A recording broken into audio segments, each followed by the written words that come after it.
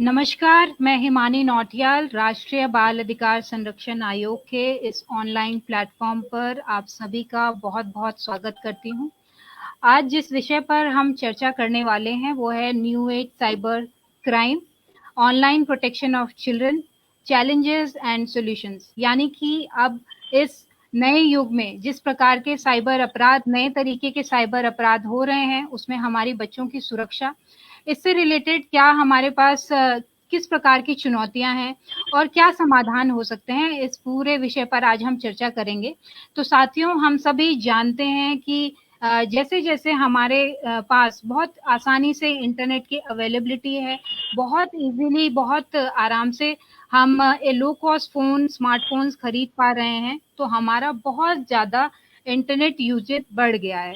Internet की तरफ हमारा झुकाव बहुत ज़्यादा पिछले कुछ सालों में, कुछ महीनों में बहुत ज़्यादा बढ़ा है। और कोरोना महामारी के दौरान में हम सभी का, चाहे वो एडल्ट्स हों, चाहे वो बच्चे हों, हम सभी का जो इंटरनेट की तरफ झुकाव है वो बहुत ज़्यादा बढ़ा है। घर के काम हों, हमारी प्रोफेशनल लाइफ हो, बिजनेस हो या डे टू डे एक्टिविटीज़ हों, इन सभी में हमारा इंटरनेट और ऑनलाइन प्लेटफॉर्म्स का हम बहुत ज़्यादा यूज़ कर रहे हैं। और हमारे साथ जो हैं उनकी भी लाइफ बहुत ज़्यादा अब इंटरनेट और तरफ शिफ्ट होती जा रही है। बच्चों की स्टडीज़ हों, उनका रिक्रिएशनल एक्टिविटीज़ हों, एंटरटेनमेंट हों, fun activities, games, projects, learning, बहुत सारी चीज़ें, इवन कि फ्रेंड से कनेक्ट करना, ऑनलाइन क्लासेस वगैरह के माध्यम से भी आप देखते हैं, ये सभी चीज़ें अब जो हैं इंटरनेट की तरफ शिफ्ट होती जा रही हैं और हमारा इंटरनेट की तरफ बहुत ज़्यादा झुकाव पिछले कुछ समय में बढ़ गया है। तो फ्रेंड्स, ये जो इंटरनेट की सुविधा है, ये हम सभी के लिए बहुत ही हमारे अनुकूल है, बहुत ही कम कॉस्ट पर बहुत ही इजीली हमें मोबाइल फ़ोन्स उपलब्ध होते हैं, इंटरनेट की सुविधा है, हमारे अनुकूल तो है। लेकिन इसके साथ ही इससे रिलेटेड बहुत सारी ऐसी परेशानियाँ हैं, बहुत सारी ऐसी चैलेंजेस हैं जिनसे हम अभी तक हमारा ना हमारा हम उसकी तरफ अवेयर हैं। लेकिन यकीन मानिए, आप और हम रोजमर्रा के जीवन में बहुत ही आसानी से बहुत ही ऐसी चीजें कर रहे हैं जो कि साइबर क्राइम से न्योता देती हैं और हमारे फोन पर हर समय हमारे साथ चलती हैं, हमारे पास हमारे साथ उपलब्ध रहती हैं ये भी। तो इस सभी को हम बहुत डिटेल में आज समझेंगे और बहुत सारे केसेस के माध्यम से इस सभी को हम आज जानने वाले हैं। इस पर हमारे साथ आज डिटेल में जो है चर्चा करने के लिए हमारे साथ हैं श्री रितेश भाटिया। आप साइबर क्राइम इन्वेस्टिगेटर हैं, साइबर एक्सपर्ट हैं और बहुत लंबा अनुभव आपका, 20 वर्षों का लंबा अनुभव आपका इस क्षेत्र में रहा है। आप सभी बहुत सारे यंगस्टर्स एमटीवी के प्रोग्राम्स बहुत फॉलो करते हैं, तो एमटीवी का प्रोग्राम ट्रोल पुलिस में आप ने as a cyber crime investigator आप उसका हिस्सा रहे हैं। और इसके अलावा जो चाइल्ड सेक्सुअल अब्यूज मटेरियल है, सीएसएम जो मटेरियल का एक व्हाट्सएप ग्रुप है, उसको बस्ट करने में आपने भारतीय पुलिस की, इंटर पुलिस की एंड इंटरपोल की आपने मदद की, उसको बस्ट करने में आपकी एक भूमिका रही, वहां पे आपने काफी साथ दिया भारतीय पुलिस का। इसके अलावा आप बहुत सारे कॉलम्स डेली न्यूज पेपर्स में लिखते रहते हैं, न्यूज पेपर्स में आपके आते हैं और बहुत सारे न्यूज चैनल के माध्यम से आप साइबर क्राइम के विषय पर जानकारी देते रहते हैं और इस विषय को बहुत विस्तार से लोगों को हम खास कर बताते रहते हैं। तो मैं बहुत बहुत स्वागत करती हूँ माननीय श्री रितेश भाटिया जी का। उम्मीद करते हैं आप सभी parents, mobile users, internet users, किसी भी फॉर्म में आप इंटरनेट यूज कर रहे हैं, व्हाट्सएप यूजर्स, फेसबुक, किसी भी तरीके से आप सोशल साइट्स पे अवेलेबल हैं, उसका यूज कर रहे हैं, अपने बच्चों को इस प्रकार की चीजों में मोबाइल का यूज करवा रहे हैं, आप सबके लिए आज का सेशन बहुत उपयोगी है। इसको अंत तक फॉलो करें और अपने जो भी क्वेश्चंस हैं उसमें पूछते भी रहें। इसके साथ ही हमारे साथ यहाँ पर हैं माननीय श्री यशवंत जैन जी। आप राष्ट्रीय बाल अधिकार संरक्षण आयोग में सदस्य हैं। लॉ की फील्ड में एक लंबा अनुभव आपका रहा है, आप कार्यरत रहे हैं। इससे पूर्व में छत्तीसगढ़ राज्य बाल अधिकार संरक्षण आयोग छत्तीसगढ़ SCPCR के आप चेयरमैन रहे और यहाँ वर्तमान में राष्ट्रीय बाल अधिकार संरक्षण आयोग में हम सभी का मार्गदर्शन कर रहे हैं। आप सभी के संबंधी जो भी सवाल होंगे, पॉक्सो एक्ट से रिलेटेड, सेक्सुअल ऑफेंसेस से, लीगैलिटी से रिलेटेड जो भी कोई प्रश्न होंगे अंत में, तो वो बाद में उसका वो हम जैन सर से समझेंगे। और बाकी साइबर क्राइम के विषय पर, इस पूरे मसले पर हम बहुत विस्तार से रितेश जी से इसको समझेंगे। तो अब मैं आमंत्रित करनी है श्री यशवंत जैन जी को कि वो इसको आगे बढ़ाएं और अपनी बात रखें। सभी देश के उन लोगों को नमस्कार जो राष्ट्रीय बाल अधिकार संरक्षण आयोग के इस फेसबुक लाइव वेबिनार में हमारे साथ जुड़े हैं। आज हमारे साथ, जैसे कि हिमानी ने बताया, कि आदरणीय रितेश भाटिया जी, जिनका बहुत बड़ा और दीर्घ अनुभव है साइबर के क्षेत्र में, वो हमारे बीच में हैं। मैं इस अवसर पर बहुत विशेष कुछ कहना नहीं चाहता हूं, लेकिन जिस ढंग से आज ऑनलाइन और चीजें बढ़ी है, नेट इंटरनेट लोगों के सहज पहुंच तक हुआ है और हर बच्चे के हाथ में, हर बड़े के हाथ में आज मोबाइल है और वो इंटरनेट का किसी न किसी रूप में उपयोग कर रहा है। जहां ये इंटरनेट और मोबाइल सुविधा है तो वहीं पे कई समस्या भी बच्चों के साथ लेकर आ रही है। कमीशन में हम कई प्रकार की शिकायतें और बच्चों की तकलीफों को हम हमारे तक बच्चे लाते हैं। मैं छोटी छोटी कुछ बातें आप तक रखना चाहता हूं कि हम उस पीढ़ी के लोग हैं जिन्होंने इंटरनेट पहली बार शुरू किया है।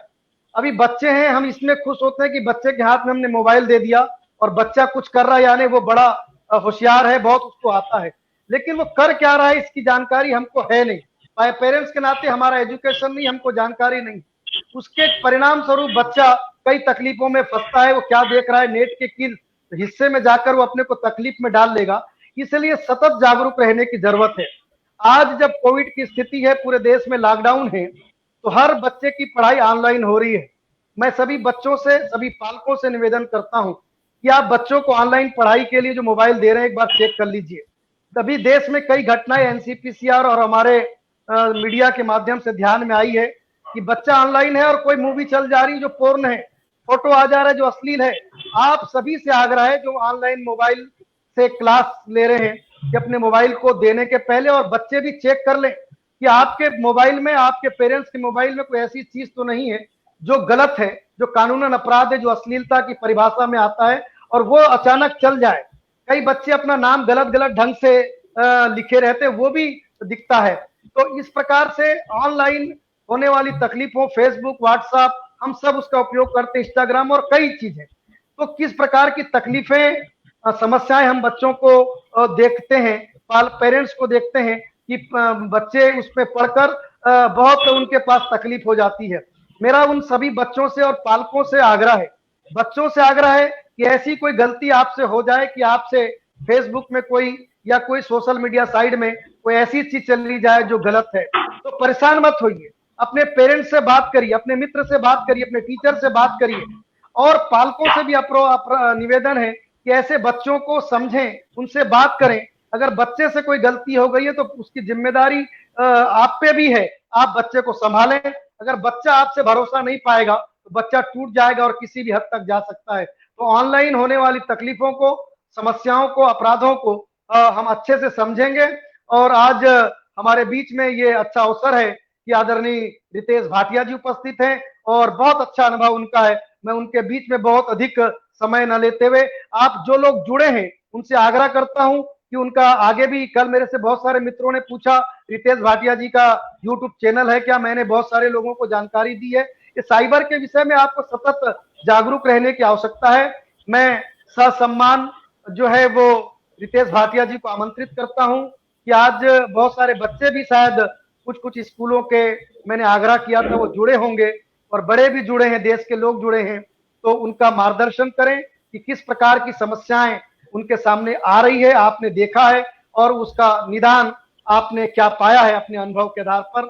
बहुत बहुत स्वागत करते हुए आदरणीय रितेश भाटिया जी अपना विषय रखेंगे।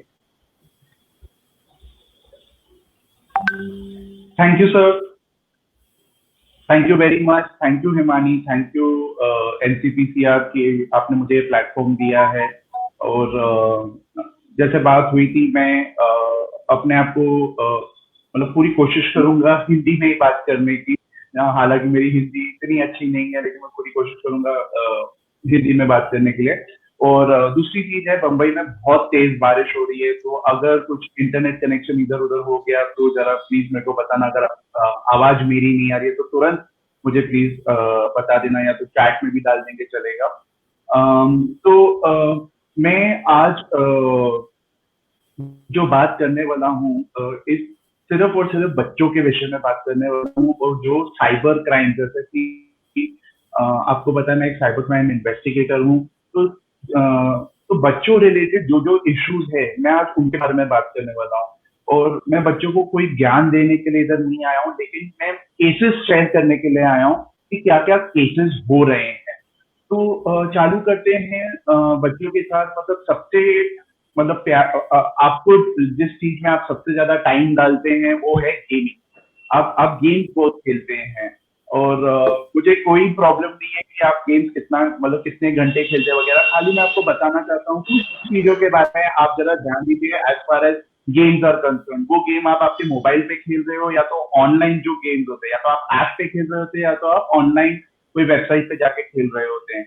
इतना ध्यान रखना कि जब भी आप वो गेम एक डाउनलोड कर रहे हैं, तो आप है ना एक कोई एपीके फाइल, कोई आपका दोस्त बोलेगा यार ये वाला फाइल डाउनलोड कर दे, कोई दूसरा बोलेगा अरे यार ये जो ऐप है यहाँ से डाउनलोड कर लो, ये ऐप अगर आप डाउनलोड करोगे तो आपको ज्यादा कुछ जैसे पॉइंट्स मिल जाएंगे, डायमंड्स मिल जाएंगे, कुछ भी ये सारी चीजें मिल जाएंगी।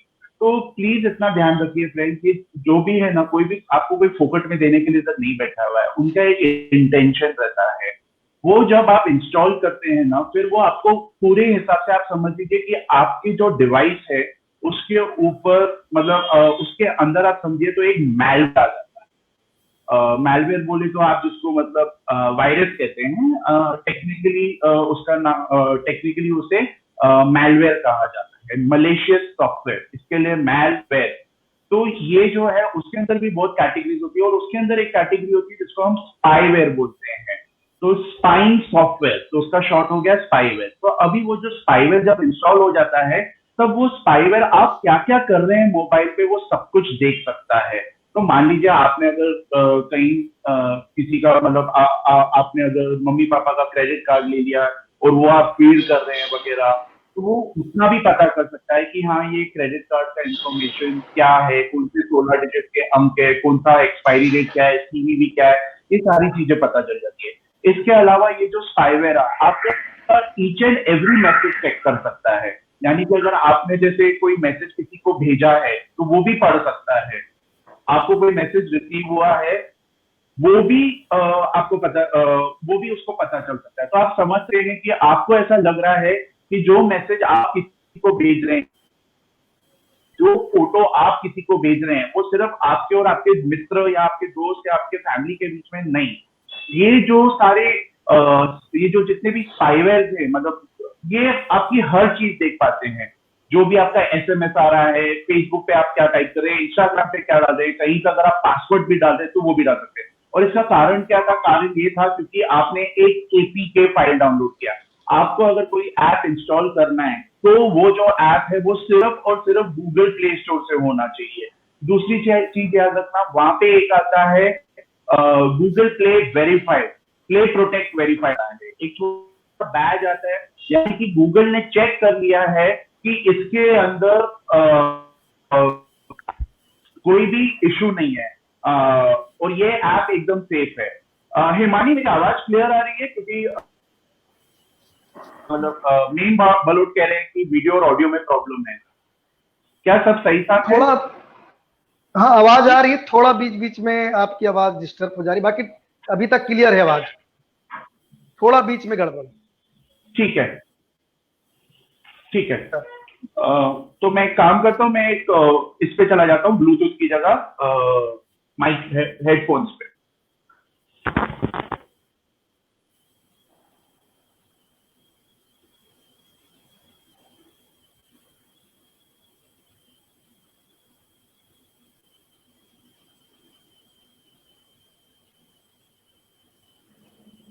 आई होप ये बेटर है अभी। Yes yes. ओके, तो मैं कंटिन्यू करता हूँ। तो प्लीज अभी भी आप ऐप डाउनलोड करेंगे, ये बड़ों के लिए भी है और ये छोटों के लिए भी है, कि कोई भी आप अगर आप ऐप डाउनलोड करते हैं तो पहले सिर्फ और सिर्फ वो गूगल प्ले स्टोर से होना चाहिए, तो एप्पल के ऐप स्टोर से होना चाहिए। दूसरे आता लिखा हुआ आता है कि Google play verified, play protect करके एक वर्ड आता है, तो वो देखिए। तीसरा देखिए कि उसमें कितने डाउनलोड है, क्योंकि अगर सिर्फ 100, 200, 500, 1000 डाउनलोड है, यानी कि वो ऐप पॉपुलर नहीं है, सेफ नहीं है, रिस्क मत लीजिए। ये ऐप में 40,000, 50,000, 1 मिलियन ऐसे इतने डाउनलोड्स होने चाहिए। जैसे अगर आप इंस्टाग्राम डाउनलोड करने को जाएंगे, आप देखेंगे कि 1 मिलियन या प्लस डाउनलोड्स है।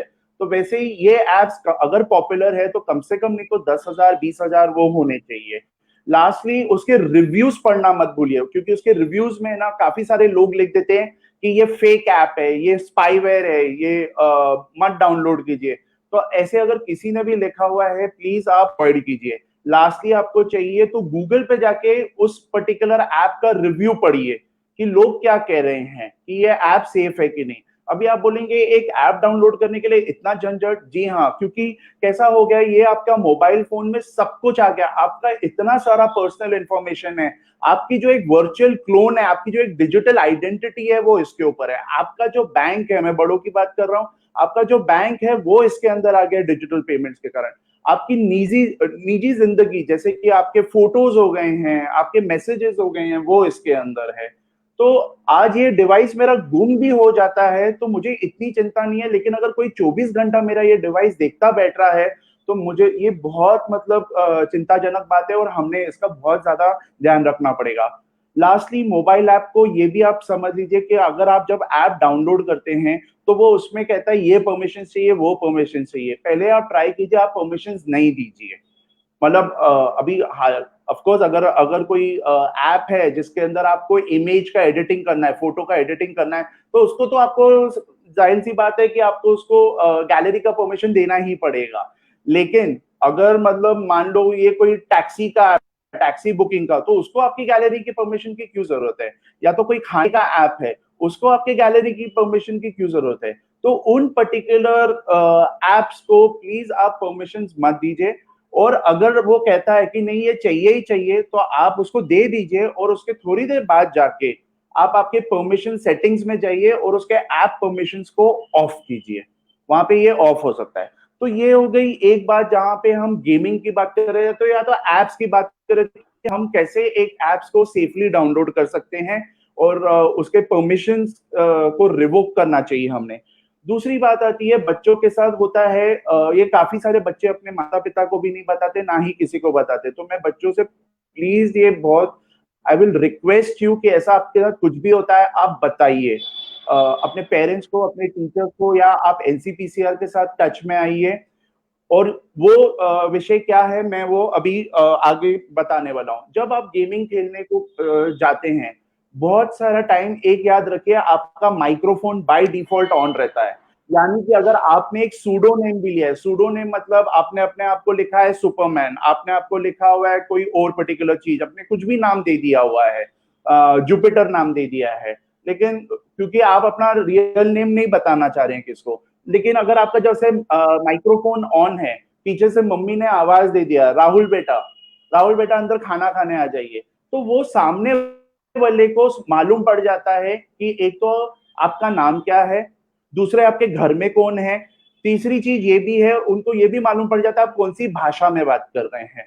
तो ये एक माइक्रोफोन ऑन, हम तो गेम खेलने को बैठे हैं, लेकिन वहां पर बहुत सारे जैसे हम बोलते हैं ऑनलाइन प्रेडेटर्स बैठे हैं, उनको ऐसा लगता है, मतलब आपको ऐसा लगता है कि वो गेमर्स है, वो गेम खेल रहे हैं, लेकिन नहीं, वो एक्चुअली गेम खेलने नहीं आए हैं, वो बच्चों को मतलब जिसको हम बोलते हैं ऑनलाइन ग्रूमिंग वो करने हैं। इसके अंदर वो क्या होता है, इसके अंदर दो प्रकार की चीजें होती है, एक हो सकता है ग्रूमिंग, एक दूसरा हो सकता है थ्रेटनिंग। पहले हम थ्रेटनिंग की बात करते हैं, यानी कि आपको डराना धमकाना। इसके अंदर क्या करते हैं वो लोग, आपसे दोस्ती करेंगे, प्यार से बात करेंगे, अच्छी तरह बात करेंगे वगैरह, फिर थोड़ी देर बाद जाके या थोड़े दिनों के बाद जब उन्होंने आपका पूरा कॉन्फिडेंस में आपको ले लिया है, फिर कभी कभी वो आपसे कहेंगे कि यार मैं तेरे को है ना मतलब कुछ पॉइंट्स दिलवा देता हूँ, कुछ डायमंड्स दिलवा देता हूँ, या इतने सस्ते में मिल रहा है, अपनी मम्मी से कुछ डिजिटल पेमेंट का लेकर आ, क्रेडिट कार्ड ले आओ, डेबिट कार्ड ले, आप शायद जाकर लेकर भी आ जाएंगे, और एक बार आपने उनको दे दिया, आपके पेरेंट्स के खाते से सारे के सारे पैसे चले गए। और ऐसा ही एक केस मेरे पास आया था जहां पे वो 9 साल का बच्चा था, उनके जो पेरेंट्स थे पिछले 1 साल से इतने परेशान थे क्योंकि उनके 1.5 लाख रुपए जा चुके थे, और 1.5 लाख रुपए एक साल थे, साल भर में ऐसे 100 रुपए गया, 50 रुपए गया, 80 रुपए गया, फिर 200 रुपए गया, 400 रुपए गया, तो इतने छोटे छोटे थे कि वो लोग भी नजरअंदाज कर रहे थे, उनको लग रहा था अरे हमने ही कहीं पे ऑर्डर किया होगा। लेकिन जब उनके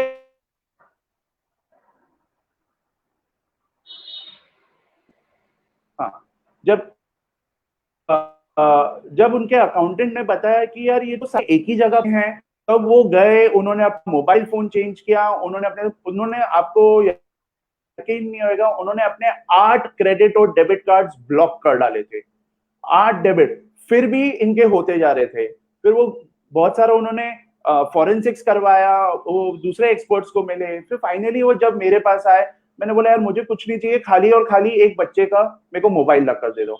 उन्होंने बच्चे का मोबाइल दिया, मैंने देखा बहुत सारी चीजें डिलीटेड थी, मैंने री इंस्टॉल जब किया, तब जाके उनके ऐप में उनके जितने भी क्रेडिट कार्ड थे सारे स्टोर्ड थे।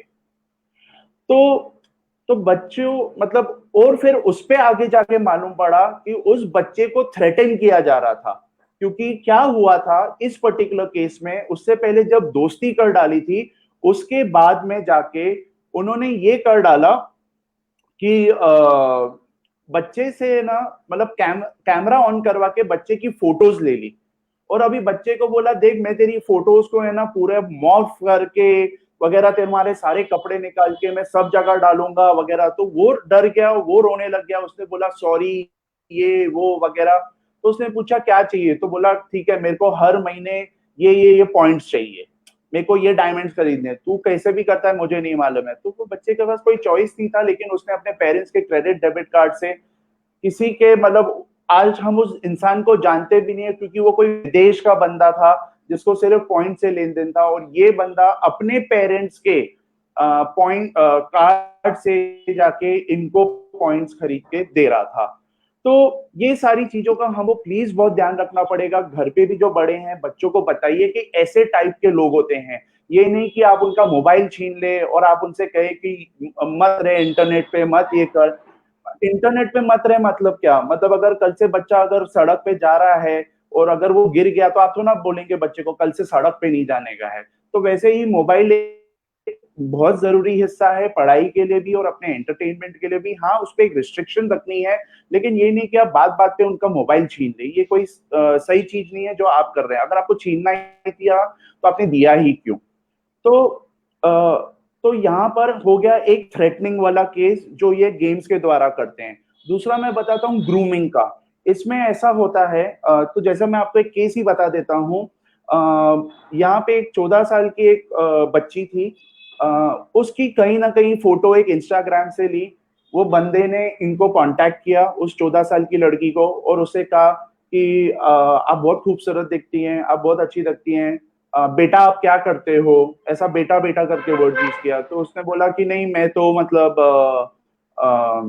पढ़ाई करती हूँ। तो बोले ठीक है आप पढ़ाई कीजिए वगैरह, और रोज उनसे चैट करता था। धीरे धीरे धीरे इतना होने लग गया कि मतलब उसने उस लड़की को अपने वश में कर डाला, इतना वश में कर डाला कि 1 महीने बाद उसने उन लड़की से कहा कि आप आपके सारे कपड़े उतारिए, और उन्होंने उसको रिकॉर्ड किया रिमोटली, मतलब वीडियो कॉल द्वारा। और उस लड़की के मतलब पूरा न्यूड वीडियो आज उस बंदे के पास है। और वो बंदा मतलब जब तभी बता रहा था कि वो 25 साल का है, लेकिन जब इन्वेस्टिगेशन किया हमने तब वो 30 साल का निकला। तो इसके लिए इट्स वेरी वेरी इंपॉर्टेंट कि आप ऐसे किसी के वश में नहीं आए, क्योंकि आप प्लीज समझिए ये जो दुनिया है, आप जब सड़क पे जाते हैं आप किसी के साथ भी बैठ के खाना खा लेते हैं क्या, आप किसी के साथ भी बैठ के कहीं पे भी चले जाते हैं। तो साइबर स्पेस में तो मतलब यहाँ पे तो आप किसी का चले भी गए तो हमें पता है आप आपके शहर में ही हो, आप बंबई में ही हो, आप रायपुर में ही हो, आप नोएडा में ही हो, लेकिन साइबर स्पेस में वो बंदा कहाँ का है ना, हमको उसकी शक्ल पता है, और उसने अगर अपनी शक्ल दिखाई भी है, क्या पता वो उसकी शक्ल है, क्योंकि वो तो खाली फोटो दिखा रहा है, कौन सा वो शायद लाइव आ रहा है नहीं आ रहा है। तो हमने बहुत संभल करना पड़ेगा, क्योंकि इनको हम कहते हैं ऑनलाइन प्रेडेटर्स, यानी कि वो शार्क्स, जिसको हम शार्क्स कहते हैं, ये वो हो सकते हैं। तो प्लीज इस चीज का बहुत ध्यान रखिए। मैं यहाँ पे ये भाषण देने नहीं आया हूँ कि प्लीज आप मतलब गेम्स मत खेलिए, खेलिए जो करना है आप कीजिए, लेकिन बहुत संभल के रहिए। तीसरी चीज होती है, किसी भी इनमें से इनके साथ ज्यादा दोस्ती करने का आप सोचिए मत, क्योंकि ये लोग जिस हिसाब से गाली गलौज करते हैं वो हमारे देश की संस्कृति नहीं है। हम इतनी गाली गलौज नहीं करते ये लोग इस हिसाब से। आपको ऐसा लगता है कि हमने उनके टीम में आ जाना चाहिए, हम उनके टीम में चले जाएंगे और हम फिर एक ग्रुप बना के हम ज्यादा पॉइंट्स ले सकते हैं वगैरह। नहीं, बिल्कुल भी नहीं ऐसा, क्योंकि ये लोग जिस हिसाब से अब्यूज करते हैं, और हमें नहीं पता है, ये कोई लोग होते हैं जो होते होंगे 40 साल के और अपने आप को दिखाते हैं 18 साल के, और आप उनसे दोस्ती करने की कोशिश करते हैं। आप कितना भी उनको पूछेंगे, उनको कवर अप करने का उनके पास बहुत तरीके हैं। तो प्लीज आप आपके गेम एंजॉय कीजिए, ये नहीं कि आप एक सोशल नेटवर्क बनाने को उधर चले गए हैं। तो ये बात रही थी आपकी गेमिंग रिलेटेड। अभी बात आ रही है कि सबसे ज्यादा क्राइम क्या हो रहा है बच्चों के साथ और लोगों को क्या चाहिए। तो पहले समझिए कि लोगों को, मतलब ये सुनने में बहुत हैरानी लगती है, जब मैं इस इंडस्ट्री में आया था और जब मुझे मालूम पड़ा था, पीडोफाइल्स करके एक चीज होती है। मेरी वाइफ एक साइबर साइकोलॉजिस्ट है और उसने बताया था कि ये वो लोग हैं जिनको एक तरीके से एक बीमारी रहती है, जहाँ पे इनको बच्चों में रुचि रहती है, और वो अच्छी चीज के लिए रुचि नहीं रहती है। ये लोग बच्चों से अट्रैक्ट होते हैं। ये एक टाइप का डिसऑर्डर है जिसमें ये बच्चे से मतलब अट्रैक्ट हो जाते हैं। तो इस विषय पे जब और मैंने स्टडी किया, मैं डार्क नेट पे गया, मैंने देखा तो ऐसे लोग थे जिनको 6 महीने बच्चे जो चल भी नहीं सकते हैं, जो रेंगते हैं जमीन पे, जो पांव के बल चल भी नहीं सकते, अभी हाथ और पांव के बल दोनों चल रहे हैं, वो जाके वो उन बच्चों में भी रुचि रखते हैं। तो ये बहुत ज्यादा डेंजरस बात है। तो इसके लिए यहाँ पे जो भी जितने भी लोग मौजूद है, मैं आप सबसे एक रिक्वेस्ट करना चाहता हूँ। पहले बच्चे, आप इतना याद रखिए कि आप लोग में एक वो हो गया कि हमने हमारा एक फोटो खींचना चाहिए जब आप बाथरूम में होते हो या कभी बिना कपड़े होते हो। आप लोग आपस में चैलेंजेस करते हो कि चलो ठीक है, मैं मेरा पूरा फोटो निकाल के दे रहा हूँ। आप प्लीज समझिए, जब आप आपकी न्यूड फोटोज किसी का शेयर कर रहे हैं तो वो आप आपके शायद एक ही दोस्त के साथ शेयर कर रहे हैं, लेकिन आपके फोन पे कम से कम नहीं तो 20 एप्स हैं, वो 20 एप्स भी आपके फोटोज देख पा रहे हैं। दूसरा चीज है, कल से अगर आपका कोई फोन चोरी हो गया, गुम हो जाता है, मान लीजिए सामने वाले को आपने जिसको भेजा उसके यहाँ से कुछ हो जाता है। तो ऐसे ही एक केस में हुआ था स्कूल के बच्चे के साथ। उसने मतलब उसको कुछ तो प्रॉब्लम हुआ था, उसको कुछ अपने प्राइवेट पार्ट में नीचे के हिस्से में उसको कुछ रैश हो गया था। उसने फोटो ली अपने डॉक्टर को देने के लिए। अभी ऐसे में क्या हो गया, फोटो तो उसने अपने डॉक्टर को दी और उसके प्राइवेट पार्ट का था। अभी उसका एक दूसरा मित्र आया, उसने बोला यार मेरे को प्लीज तेरा फोन देना यार, मेरे को 1 मिनट कुछ सर्च करने का है। जब उन्होंने उसने दोस्त को अच्छी चीज के लिए मतलब फोन दे दिया, उसने फोन देखा तो गैलरी देख लिया उसने। अभी उसको गैलरी में क्या देखा, उसके प्राइवेट पार्ट की फोटो दिखी। उसे लगा चलो यार थोड़ी मस्ती करते हो, उसने वो जो फोटो है फटाफट सेंड कर डाली स्कूल के ग्रुप में उसी के फोन से। अभी वो जो व्हाट्सएप ग्रुप में चालू हो गया, तो इसका तो मतलब इसने तो बोला यार मैंने मस्ती में क्या अपने 4 लोगों को बोला, लेकिन वो 4 नहीं, वो कम से कम आज के दिन में भी है कहीं ना कहीं, और 4000 लोगों तक जा चुका है। तो आप समझ सकते हो कि मेंटली किसी को कितना प्रॉब्लम हो जाता है।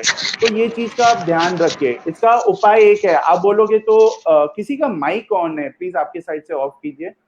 तो ऐसे में आप क्या कर सकते हो, क्योंकि मैं आपको ये नहीं कह रहा हूँ आप फोटो मत लीजिए, नहीं शायद आपको लेना पड़ा, लेकिन ये जो चैलेंजेस होते हैं कि हाँ मैंने मेरी पूरी न्यूड की दी है, या तो कोई आपको जबरदस्ती करवा रहा है, बुली कर रहा है, ये सब चीजों पे एक तो मत आना। किसी कारण आपको आपका फोटो लेना भी पड़ा क्योंकि आपको डॉक्टर को देना है, आपका जो गैलरी है, गैलरी आपका बहुत ज्यादा एक इंपॉर्टेंट चीज है, तो इसके लिए गैलरी पे भी एक लॉक डाल दीजिए। फोन पे तो एक लॉक होना बहुत जरूरी है। जैसे अगर आप अभी मेरा फोन देख रहे हैं, मेरे फोन पे एक लॉक है, तो क्या करना पड़ता है इसको अभी करने के लिए, तो मुझे तो एक स्क्रीन लॉक डालने की जरूरत पड़ी है, तो मैंने स्क्रीन लॉक डाल दिया। अभी मुझे क्या करने का है, दूसरा मेरा सबसे क्रूशियल चीज क्या है, मेरा व्हाट्सएप है। अभी मैं जब व्हाट्सएप भी खोलता हूं, देखिए ये वापस से एक और पासवर्ड मांगता है। अब मैंने फिंगरप्रिंट दिया तब जाके खोला, तो इसके लिए ये डबल सिक्योरिटी हो गई। तो वैसे ही ऐप लॉक्स आते हैं, ऐप लॉकर्स उनको कहते हैं। तो आप आपके गैलरी, तो आप एक ऐप लॉकर डाल सकते हैं। ऐप लॉकर के माध्यम से क्या होएगा ना, आपका तो फोन पहले आपका तो लॉक होना ही होना चाहिए। और इसमें भी क्या करते हैं ना, अपन जब पैटर्न डालते हैं या तो 4 डिजिट का नंबर डालते हैं, तो वो कोई भी देख सकता है। इसको हम शोल्डर सर्फिंग करते हैं, कहते हैं। क्योंकि अगर अभी देखिए, जैसे मैं डाल रहा हूं, मान लीजिए मैं 1 2 3 4 डाल रहा हूं, लेकिन आप समझिए कोई मेरे पीछे खड़ा हुआ है, मुझे तो वो दिख नहीं रहा है क्योंकि मैं तो अपने में इसमें मस्त हूं। तो मैंने अगर वो डाल दिया या पैटर्न लॉक डाल दिया, तो उसे पता चल गया। चलो उसे पता भी चल गया, अब वो चाहता है कि वो मेरा व्हाट्सएप में देखे कि क्या, या तो मेरा गैलरी में देखे। मान लीजिए ये अनलॉक होके उसको मिल भी गया, ठीक है, मेरा फोन है, ये अनलॉक करके उसको मिल भी गया, लेकिन अब क्या वो व्हाट्सएप खोल पा रहा है? नहीं खोल पा रहा है। तो वैसे ही अगर किसी को मिल गया है और उसको आपका गैलरी खोलना पड़ा, वो भी नहीं खोल पा रहा है। तो ऐप लॉक्स के जरिए आप ये सारे, इंस्टाग्राम हो गया, गैलरी हो गया, आपके बैंकिंग एप्स हो गए, बड़ों के लिए बात कर रहा हूं, या किसी के लिए भी, मतलब आपको जो भी इंपॉर्टेंट लगता है, आपने उसको एक और सिक्योरिटी दे दी है। तो दिस इज अनदर थिंग। अभी हम जब न्यूड पिक्चर्स की बात कर रहे थे, इतना भी याद रखना कि अगर आपको पता चलता है कि किसी ने आपके ग्रुप में या किसी ने आपको पर्सनली भी एक बच्चे की न्यूड फोटो भेजी है, जो जिसे हम कहते हैं चाइल्ड सेक्सुअल अब्यूज मटेरियल, और वही राइट वर्ड है। चाइल्ड पोर्नोग्राफी राइट वर्ड नहीं है, मतलब चाइल्ड पोर्नोग्राफी एक बहुत इंसल्टिंग वर्ड है। तो चाइल्ड सेक्सुअल अब्यूज मटेरियल, जो अगर आपको ऐसे करके कोई भी वीडियो या कुछ भी आता है, तो आपकी भी जवाबदारी बनती है कि आप उसे रिपोर्ट करें, क्योंकि अगर आपने रिपोर्ट नहीं किया तो 6 महीने की जेल और एक बड़ी पेनल्टी है। और ऐसे में आपको अगर नहीं पता है कि क्या करना है, आप एनसीपीआर जो है, आप इनको भी कांटेक्ट कर सकते हैं और वो आपकी मदद कर सकते हैं। लेकिन मेन चीज ये है कि आप कोई भी ग्रुप में ऐसा नहीं रह सकते हैं जहां पे बच्चों रिलेटेड ये वीडियोस घूम रहे हैं। आपने उस ग्रुप का जो एडमिन है, आपने जो ग्रुप के जो मेंबर्स है, और जिसने ये मैसेज भेजा है, जिसने वो वीडियो भेजा है, उसको रिपोर्ट करना बहुत जरूरी है। प्लीज समझिए, बच्चों रिलेटेड जो क्राइम्स हो रहे हैं बहुत बढ़ते जा रहे हैं। इसमें कई सारी गलती इन बच्चों की भी है और कई सारी गलती हम बड़ों की भी है, क्योंकि जब हमें पता है ये हो रहा है, हम फिर भी कुछ नहीं कर रहे हैं, हम अपनी आंखें बंद करके आगे जा रहे हैं। बच्चों, दूसरी चीज मैं आपको ये भी बताता हूँ, एक दूसरे 2 और केसेस बताता हूँ कि आपके जो न्यूड फोटोज है, आपके अलावा और कौन ले सकता है। जैसे एक स्लीप ओवर पार्टीज करके होती है, जहाँ पे आप 4-5 जने एक घर में जाते हैं, रहते हैं, सोते हैं। और ऐसे में एक केस में क्या हुआ था कि 5 लड़कियां आई थी साथ में रहने के लिए, उसमें से 4 लड़कियां जो थी वो एक तरफ हो गई, और एक लड़की जब वो बाथरूम में नहाने गई तब उसकी पूरी मतलब वीडियो निकाल डाली, उन्होंने अपना ही मोबाइल अंदर छुपा डाला था। दूसरे केस में उन्होंने एक लड़के के साथ ऐसा किया, जब वो रात में सो रहा था, उसकी नीचे की मतलब पजामा और अंदर का जो कपड़ा है वो सारा सब निकाल डाला और उसके फोटो ले लिए और ग्रुप में डाल दिए। ये दोनों केसेस में बच्चों को इतना तनाव हुआ है, इतना मानसिक तनाव, जो हम कहते हैं मतलब डिप्रेशन तो छोड़िए, सुसाइड की बात होने लग गई थी। छोटे बच्चे थे, 12 साल 15 साल, मतलब सुसाइड की बात कर रहे थे। तो ये भी जो स्लीप ओवर्स में है, हमको अगर ऐसा कुछ हो रहा है तो हमने भी एज पेरेंट्स हमने देखना चाहिए कि बच्चे ऐसी कोई मस्ती नहीं करें। अगर वो कर रहे हैं और उनके 4-5 जनों में रह रहा है तब तक ठीक है। एक बार वो इस डिवाइस पे आ गया है, जो दुनिया का सबसे बड़ा, मतलब मैं बोलूंगा ये सीसीटीवी तो नहीं बोल सकता, लेकिन ये एक ऐसा डिवाइस है जो हर किसी को ट्रांसमिट करते बैठ रहा है। तो वो जो है सिर्फ स्कूल ग्रुप तक सीमित नहीं रहेगा, वो दूसरे बच्चे की जो फोटो या वीडियो या उस लड़की की जो वीडियो है, वो दुनिया, वो मतलब ना यहाँ पे देश है ना साइबर स्पेस में दुनिया है, वो पूरे के पूरे साइबर स्पेस में घूमता बैठेगा। तो और एक बार साइबर स्पेस में जो चला गया उसको डिलीट करना बहुत मुश्किल है।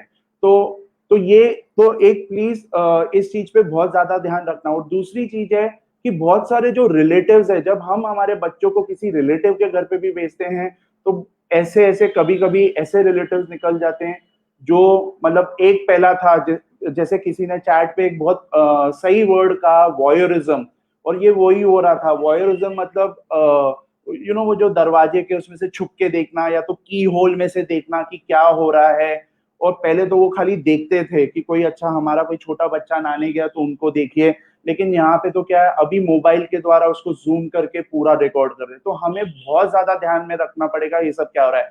आप बोलेंगे इतना क्या डर फैला रहे हो, डर नहीं है, गंदगी है। गंदगी बहुत ज्यादा फैल रही है और इतना मतलब मैंने मेरे करियर में बच्चों के साथ इतना होते हुए नहीं सुना था जितना मैं इन आखिरी मतलब कुछ सालों में सुनते आ रहा हूँ। आप ऑनलाइन जाएंगे डार्क वेब में तो इतना कुछ मटेरियल है बच्चों का रिलेटेड जो बच्चों ने खुद भी नहीं निकाला है, उनके रिलेटिव्स ने उनके दोस्त ने निकाल के ऑनलाइन डाल दिया है। इसके लिए आए दिन बच्चे डिप्रेशन का शिकार हो रहे हैं और बहुत बहुत ज्यादा तनाव हो रहा है। हाँ, आज मैं सिर्फ और सिर्फ नेगेटिव ही बातें करने वाला हूँ और मैं माफी चाहता हूँ ये नेगेटिव बातें करने के लिए, लेकिन अगर आपने इसका ध्यान नहीं दिया, अगर आपको ये नहीं पता है कि ये क्या हो रहा है, इंटरनेट अपनी जगह पे बहुत सही है लेकिन ये जो हिस्सा है वो इतना गंदा है कि कोई आपको नहीं बचा सकता है, वो इतना गंदा। तो अवेयरनेस ही एक सोल्यूशन है इसका, बाकी और कुछ इतना उम्मीद मत रखिए क्योंकि जस्टिस को भी टाइम लगता है, क्योंकि ट्रेसिंग को बहुत टाइम लगता है। और जो इंटरमीडियरीज है जैसे ये फेसबुक हो गया, इंस्टाग्राम हो गया, इनसे कभी डिटेल्स कुछ मांगे तो ये इतने नालायक है कि ये 3-3 महीना लगा डालते हैं डिटेल्स देने में भी। तो इसके लिए हाल फिलहाल हमको हमारी और हमारी बच्चों की सुरक्षा करने में बहुत जरूरत है। जब मैं कह रहा था कि बच्चों ने अपना नहीं डालने का फोटोज, तो आप पेरेंट्स को भी क्या अधिकार है, आपको उनका कंसेंट नहीं है कि बच्चा हुआ नहीं कि आपने फोटो डाल दी, आज मेरा बेटा पैदा हुआ है ये देखिए वेलकम टू लाइफ। बाद में वो 1 महीना का हो गया, ठीक है, फिर बाद में उसके 6 महीने की, उसके 1 साल की, आज वो 10 साल का हो गया। और अभी मैं आपके प्रोफाइल पे चला जाऊं तो मैं क्या आपके बच्चों का मतलब शुरू से जिस दिन से पैदा हुआ है अभी तक का पूरा डेटा मिलेगा। तो आप समझिए कि ये टेक्नोलॉजी जाइंट्स के लिए कितना यूजफुल हो, क्योंकि वो लोग फेशियल रिकग्निशन करते हैं कि ठीक है जब बच्चा पैदा होता है तो ऐसा है और अभी ऐसा है, तो अगले 20 साल में कैसे होएगा। इसके लिए तो वो फेस ऐप है, फेस स्वैप है, इतने पॉपुलर हो गए हैं। क्यों? क्योंकि हम ही इनको देते जा रहे हैं। हम क्यों इनको इतना चारा डाल रहे हैं, ये इनके लिए चारा है। जैसे गाय को चारा डालते हैं ना, ये जो डेटा है, स्पेशली इमेजेस है, वीडियोस है, ये इनके लिए कुछ नहीं लेकिन ये चारा है। इतना चारा मत दीजिए बच्चों को। आपको मतलब कोई अधिकार नहीं है कि आप उनकी इतनी फोटोज डालते बैठिए। मतलब क्या दिखाना क्या चाहते हैं आपको? क्या पहले जमाने में क्या हमारा बच्चा जब 6 महीने का या 1 साल का होता था, क्या हम फोटो स्टूडियो में जाके 100 कॉपीज लेके ऐसे रास्ते में हर किसी को बांटते बैठते थे? नहीं करते थे। तो हम अब भी क्यों कर रहे हैं? आपको डालना है, आपका डालिए, आपका रिस्क लीजिए, लेकिन बच्चे का आपको कंसेंट नहीं है। आपने एक बार भी आपके बच्चे को पूछा मैं तेरी फोटो लेके ऑनलाइन डाल रही हूँ? नहीं पूछा ना आपने, तो आपके पास कंसेंट नहीं है। इतना मैं कह सकता हूँ। दूसरा मैं अभी एक चीज पे बात करने वाला हूं, वो है अवेयरनेस की। किसी ने कहा है कि अवेयरनेस का क्या सीन है। अवेयरनेस का पेरेंट्स आपको ज्यादा जरूरत है बच्चों से, तो क्योंकि वो है सिर्फ और सिर्फ अपने वो एक गेम को लेके, उसके बारे में मैं उनको बोल चुका हूं, लेकिन आप 1000 चीजों पे हो। तो आपको ज्यादा अवेयरनेस की जरूरत है। आपको ये पता ना हो, ये नहीं कि आप बोलो मैं पेरेंटल कंट्रोल लगाऊं, मैं स्पाईवेयर लगाऊं वगैरह। आपको पता होना चाहिए कि क्या क्या क्राइम्स हो रहे हैं। वो सारे क्राइम्स आपने अपने बच्चों के साथ शेयर करने हैं। लेकिन ये डायलॉग मत मारना कि हाँ देख इसी के लिए मैं बोलती हूँ कि तू इंस्टाग्राम पे मत रहे, वो मत कीजिए आप। आपका गाड़ी का एक्सीडेंट हो जाता है, हम ये नहीं बोलते हैं कि अरे इसके लिए हम बोलते हैं आप बाइक मत चलाइए, आप गाड़ी मत चलाइए। ये प्लीज मत कीजिए। ये रिस्पॉन्सिबिलिटी हमारी है उनको सेफ गार्ड करने के लिए। सिर्फ गवर्नमेंट की या आईएसपी की या पुलिस की नहीं है, हमारी भी है, स्कूल की भी है। स्कूल की जब बातें करने आ रहा हूं तो पता नहीं क्यों हम ऐसे करते हैं कि एक ही सेशन लेते हैं साल में और बोलते हैं साइबर क्राइम अवेयरनेस हो गया। जब यहाँ पे रोज नए ढंग के हो रहे हैं तो हम क्या कर रहे हैं, हमें awareness right from the time, जब बच्चे मतलब मैं बोलूं जब उनको डिवाइस मिल जाता है, आजकल तो स्टैंडर्ड 1 स्टैंडर्ड 2 में ही वो लोग डिवाइस लेके घूमते हैं, एक एक सेशंस होना बहुत जरूरी है। जैसे वो बढ़ते जा रहे हैं बहुत सारे सेशंस लिए जा सकते हैं, डेटा प्राइवेसी पे, साइबर सिक्योरिटी पे, मोबाइल सिक्योरिटी, ईमेल सिक्योरिटी, बहुत सारी चीजों पे अवेयरनेस किया जा सकता है, लेकिन आपको भी उस चीज का पता होना चाहिए। आगे चलते हैं, कोई दूसरे केसेस लेते हैं। केसेस ऐसे हैं कि जो बुलिंग है बहुत बढ़ता जा रहा है, और बच्चों इसके अंदर है ना, मैं आपसे एक बात करना चाह रहा हूं, तो वो है डिजिटल फुटप्रिंट्स की। प्लीज आप समझिए डिजिटल फुटप्रिंट क्या होता है। आपने अगर अपना नाम बनाया है जुपिटर, ठीक है, एक उदाहरण ले रहा हूं, आपने अपना नाम बनाया है जुपिटर लेके, और आप जाके कहीं पे किसी को कोई कमेंट डाल रहे हैं, आप बोल रहे हैं अरे तू तो बेवकूफ है, अरे तू तो गधा है, अरे तू तो मतलब ऐसा है, या तो आपने कुछ ऐसा लिख डाला, अरे इस जानवर को जीने का अधिकार नहीं है, अच्छा इस इंसान को जीने का, आपने कुछ भी सारे ये पॉइंट्स डालते हैं ना, आप बाद में भूल जाते हैं कि आपने ऐसा कुछ डाला था। इसको कहते हैं आपका डिजिटल फुटप्रिंट। आपने क्या लाइक किया, आपने क्या कमेंट किया। जैसे मैं आपको एक एग्जांपल देता हूं, मान लीजिए अगर मैं मेरे इंस्टाग्राम पे जाके हर समय ऐसे कुछ लाइक करता हूं, कोई बीजेपी के पोस्ट को, ठीक है, तो क्या क्या मालूम पड़ता है इससे कि मैं बीजेपी का सपोर्टर हूं, या मैं कांग्रेस के सबको लाइक करता हूं, तो क्या मालूम पड़ेगा मैं कांग्रेस का सपोर्टर हूं, इतना तो समझ में आ जाता है।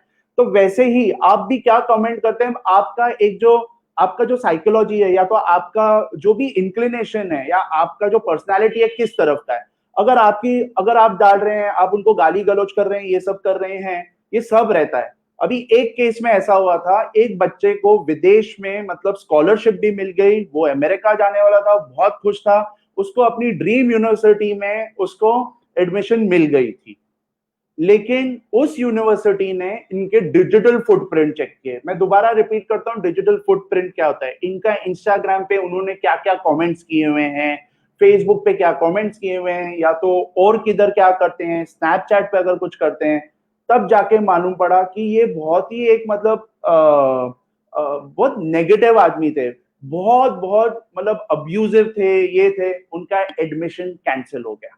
और यही चीज बड़ों के लिए भी होती है। हमारे पास कंपनियां आती है और बोलती हैं देखिए हम इनको हायर करने वाली बड़ी पोजीशन पे, इनका आप जाके डिजिटल फुटप्रिंट निकालिए। हम जब डिजिटल फुटप्रिंट निकालते हैं, हम देखते हैं यार ये आदमी तो कितनी गंदी गंदी गालियां देता है, ट्विटर पे ऐसा देता है, ये करता है। एक केस में था कि वो जो औरतों को बहुत गंदी गालियां देता था, तो हमने कंपनी को बोल दिया देखिए ये ऐसे ऐसे कमेंट्स करता है, ये सब कमेंट्स है, ये स्क्रीनशॉट्स है। उस आदमी को उसकी वो जो 1 करोड़ की जो नौकरी मिलने वाली थी सालाना की, वो नहीं मिली। तो ये बड़ों के लिए भी लागू है, बच्चों आपके लिए भी लागू है कि आप क्या बात करते हो, क्योंकि आपकी जो पर्सनालिटी है वो डिजिटल पे आ जाती है। तो इसके लिए जो डिजिटल फुटप्रिंट्स है, प्लीज आप इनका ध्यान रखिए, सोच समझ के कीजिए। ऐसा नहीं है कि आपने हर चीज पे कमेंट करना है, ऐसा बिल्कुल नहीं है कि आपने हर किसी ने कुछ पोस्ट डाल दिया, मीम डाल दिया, और ऐसा नहीं कि आप लटक जाएं। जैसे बंबई में बहुत सालों पहले हुआ था, किसी ने फेसबुक पे पोस्ट डाल दिया था कोई एक पॉलिटिशियन के लिए, और उसकी फ्रेंड ने खाली लाइक किया था, तो जिसने वो पोस्ट भी डाला उसकी भी धुलाई हुई, और मतलब उसके यहाँ पे भी तोड़फोड़ हुई है, और उनकी जो फ्रेंड है जिन्होंने सिर्फ लाइक किया था उनके यहाँ पे भी तोड़फोड़ हुई है। तो ठीक है, फ्रीडम ऑफ स्पीच एक जगह होती है, लेकिन फ्रीडम ऑफ अब्यूज बिल्कुल नहीं। इन चीजों से दूर रहिए। इंटरनेट जो है आप अपने कंजम्पशन के लिए रखिए। आपको अगर पता करने का है कि हाँ मतलब हाई टाइड लो टाइड क्या होता है, आपने गूगल किया, यूट्यूब पे वीडियो देखा, समझ गए आप, उतना आप कंज्यूम कीजिए। बाकी किसी ने किसी को गाली दी है, वहां पे जाके आप भी बोले मैं भी बहती गंगा में हाथ धो लूं, बिल्कुल मत कीजिए, क्योंकि क्या पता कल से अगर वो अरेस्ट हो जाए और आपने भी उस पर कमेंट किया तो आपके लिए भी है। आप अरेस्ट की तो बात छोड़िए, जैसे मैं आपको कह चुका हूं कि अगर आप ऑनलाइन किसी विदेश में या बड़े यूनिवर्सिटी में भी, धीरे धीरे सब ऐसी हालत हो जाएगी, धीरे धीरे हर कोई आपका डिजिटल फुटप्रिंट्स देखेगा। तो तभी ऐसा नहीं हो कि आप ऐसे पोजीशन में आप बोलो आई एम सॉरी, हाँ मैंने उस टाइम पे ये सब किया था, मैं एक अलग फ्रेम ऑफ माइंड में था। ये सारी चीजें डिलीट नहीं होती है, इसके लिए प्लीज रेस्ट्रेन। 12:50 होने को आ रहा है, ऐसे मैं बात करते रहूंगा तो बंद ही नहीं करूंगा। तो इसके लिए मैं चाहूंगा कि मुझे लग रहा है आपके बहुत सारे क्वेश्चंस है, तो मैं क्वेश्चंस का आंसर्स करूं रादर देन मैं केसेस के बारे में बात करते बैठूं। तो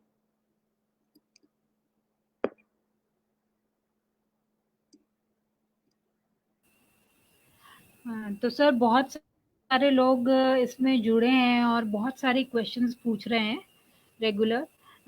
तो इसमें हमने कुछ क्वेश्चंस लिए हैं, कुछ शॉर्टलिस्ट किए हैं क्वेश्चंस, तो मैं उसके माध्यम से आप इसमें जानकारी भी देते रहें।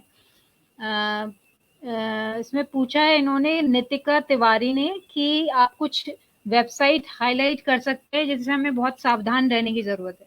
देखिए, वेबसाइट्स अगर बहुत सावधान ऐसे मैं तो आपको बोलूंगा ऐसे वेबसाइट्स को खाली ध्यान रखिए जिस पे आपको एक भरोसा है। क्योंकि अगर मैं बोलूंगा कि ये सारे वेबसाइट से सावधान रहना है तो वो टोटल 99% हो जाएगा। तो 99 साइट्स में आपको बताऊं कि 99 100 में से अगर 99 साइट्स बतानी है जो डेंजरस है, इससे अच्छा मैं आपको एक साइट बता दूं जो फेस है, जो सेफ है। तो एक तो आप समझिए कि जो शॉपिंग वगैरह आपके दिमाग में क्या आता है, अमेजोन आता है, फ्लिपकार्ट आता है, बस वहीं से कीजिए। तो वैसे ही न्यूज के लिए जो आपका चहेता चैनल है वो कीजिए। इधर उधर मतलब जिसपे आपको भरोसा है, जिसपे आपको एक्सपीरियंस है, आप कर चुके हैं वहां पे, आप उधर ही जाइए। तो अभी इंटरनेट स्पेस ऐसा हो गया है कि इतने सारे ऑप्शंस हो गए हैं, लेकिन मैं बोलूंगा तो प्लीज यू स्टिक टू, आपको वो ट्रस्ट है, आप सिर्फ उधर जाइए। क्योंकि बाय डिफॉल्ट मेरे को किसी पे ट्रस्ट नहीं है। अगर आप पूछेंगे तो इंटरनेट पे इतना याद रखना, प्राइवेसी जो है वो एक भ्रम है। अनोनिमिटी जिसको हम बोलते हैं ना, हम कभी पकड़े नहीं जा सकते हैं, वो भी एक भ्रम है। और ट्रस्ट तीसरा भ्रम है। जो बोलते हैं ना कि ये अरे हाँ हम इस पे भरोसा कर सकते हैं, वो एक भ्रम है। मैं तो आज के दिन में अगर मेरे को अमेजोन और फ्लिपकार्ट या किधर भी नेटफ्लिक्स पे भी जाके कुछ करना हो, फेसबुक गूगल पे भी, मैं बहुत संभल के करता हूँ। क्योंकि वो बात नहीं है कि मुझे मतलब मैं उतना स्किल्ड नहीं हूं, मैं काफी स्किल्ड हूं, इधर आपसे बात कर रहा हूँ।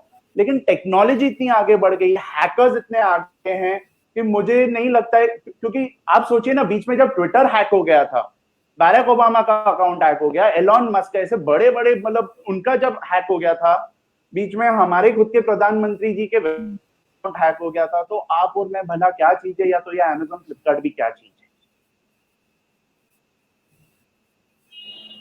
जी।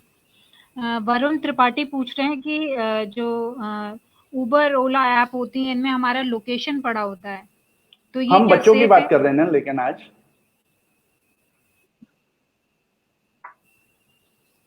जी, ये मुझे लगता है टीनेजर हैं ठीक है। और अगर पूछ रहे होंगे। टीनेजर हैं, हाँ, क्योंकि तो मुझे मैं मेरा टाइम, आप मेरा पूरा दिन ले लीजिए, लेकिन बच्चों के लिए कीजिए।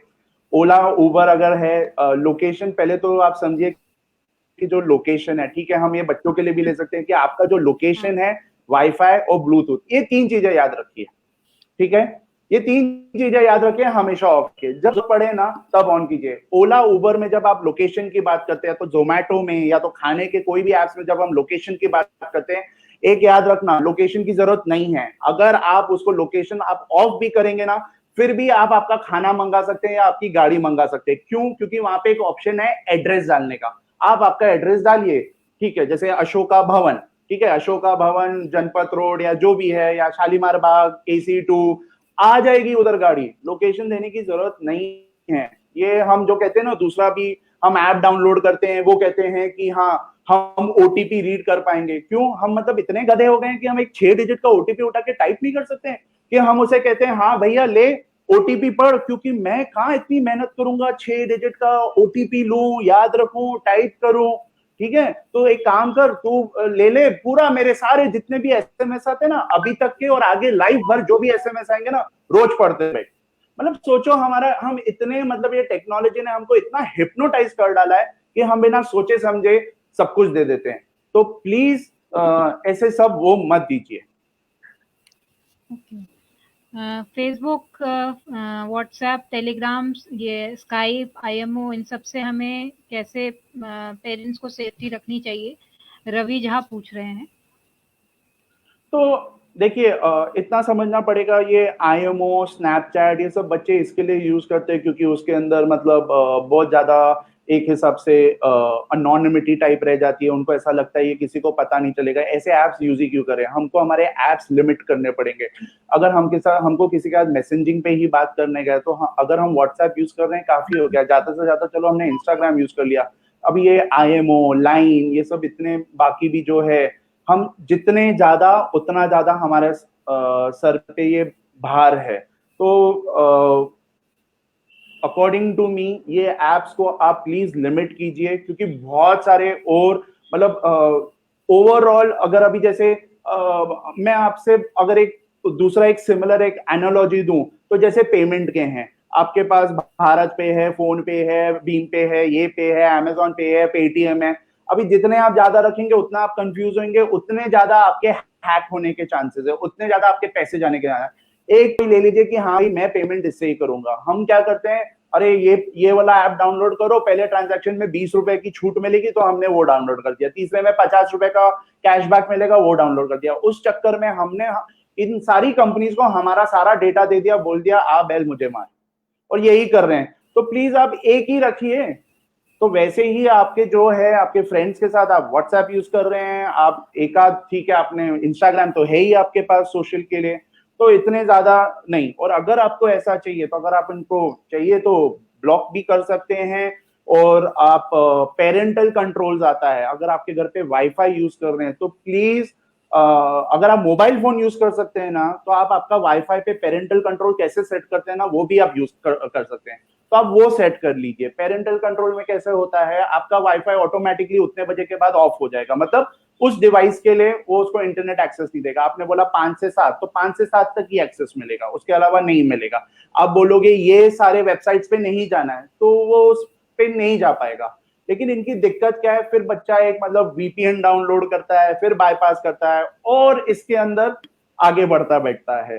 तो इसके लिए दिक्कत ये आ रही है कि हम हमारे बच्चों के साथ ज्यादा टाइम स्पेंड नहीं कर पा रहे, और अभी हम उनको उस टेक्नोलॉजी से दूर करने के लिए और टेक्नोलॉजी डालना चाहते हैं। आपको अगर टेक्नोलॉजी करना ही है ना, तो एक काम कीजिए, एक अच्छा हार्डवेयर है वो खरीद लीजिए। उस एक हार्डवेयर का नाम है बैट, दूसरा हार्डवेयर है बैडमिंटन रैकेट, तीसरा हार्डवेयर है टेबल टेनिस रैकेट, चौथा हार्डवेयर है एक बॉल, पांचवा हार्डवेयर है फुटबॉल। ये सारे आप अगर खरीद के बच्चे को बोलेंगे ना, चल नीचे चलते हैं आज बैडमिंटन खेलते हैं, चल आज ये करते हैं, चल आज ये खेलते हैं, मेरे को लगता है वो भूल जाएगा ये सारी चीजें।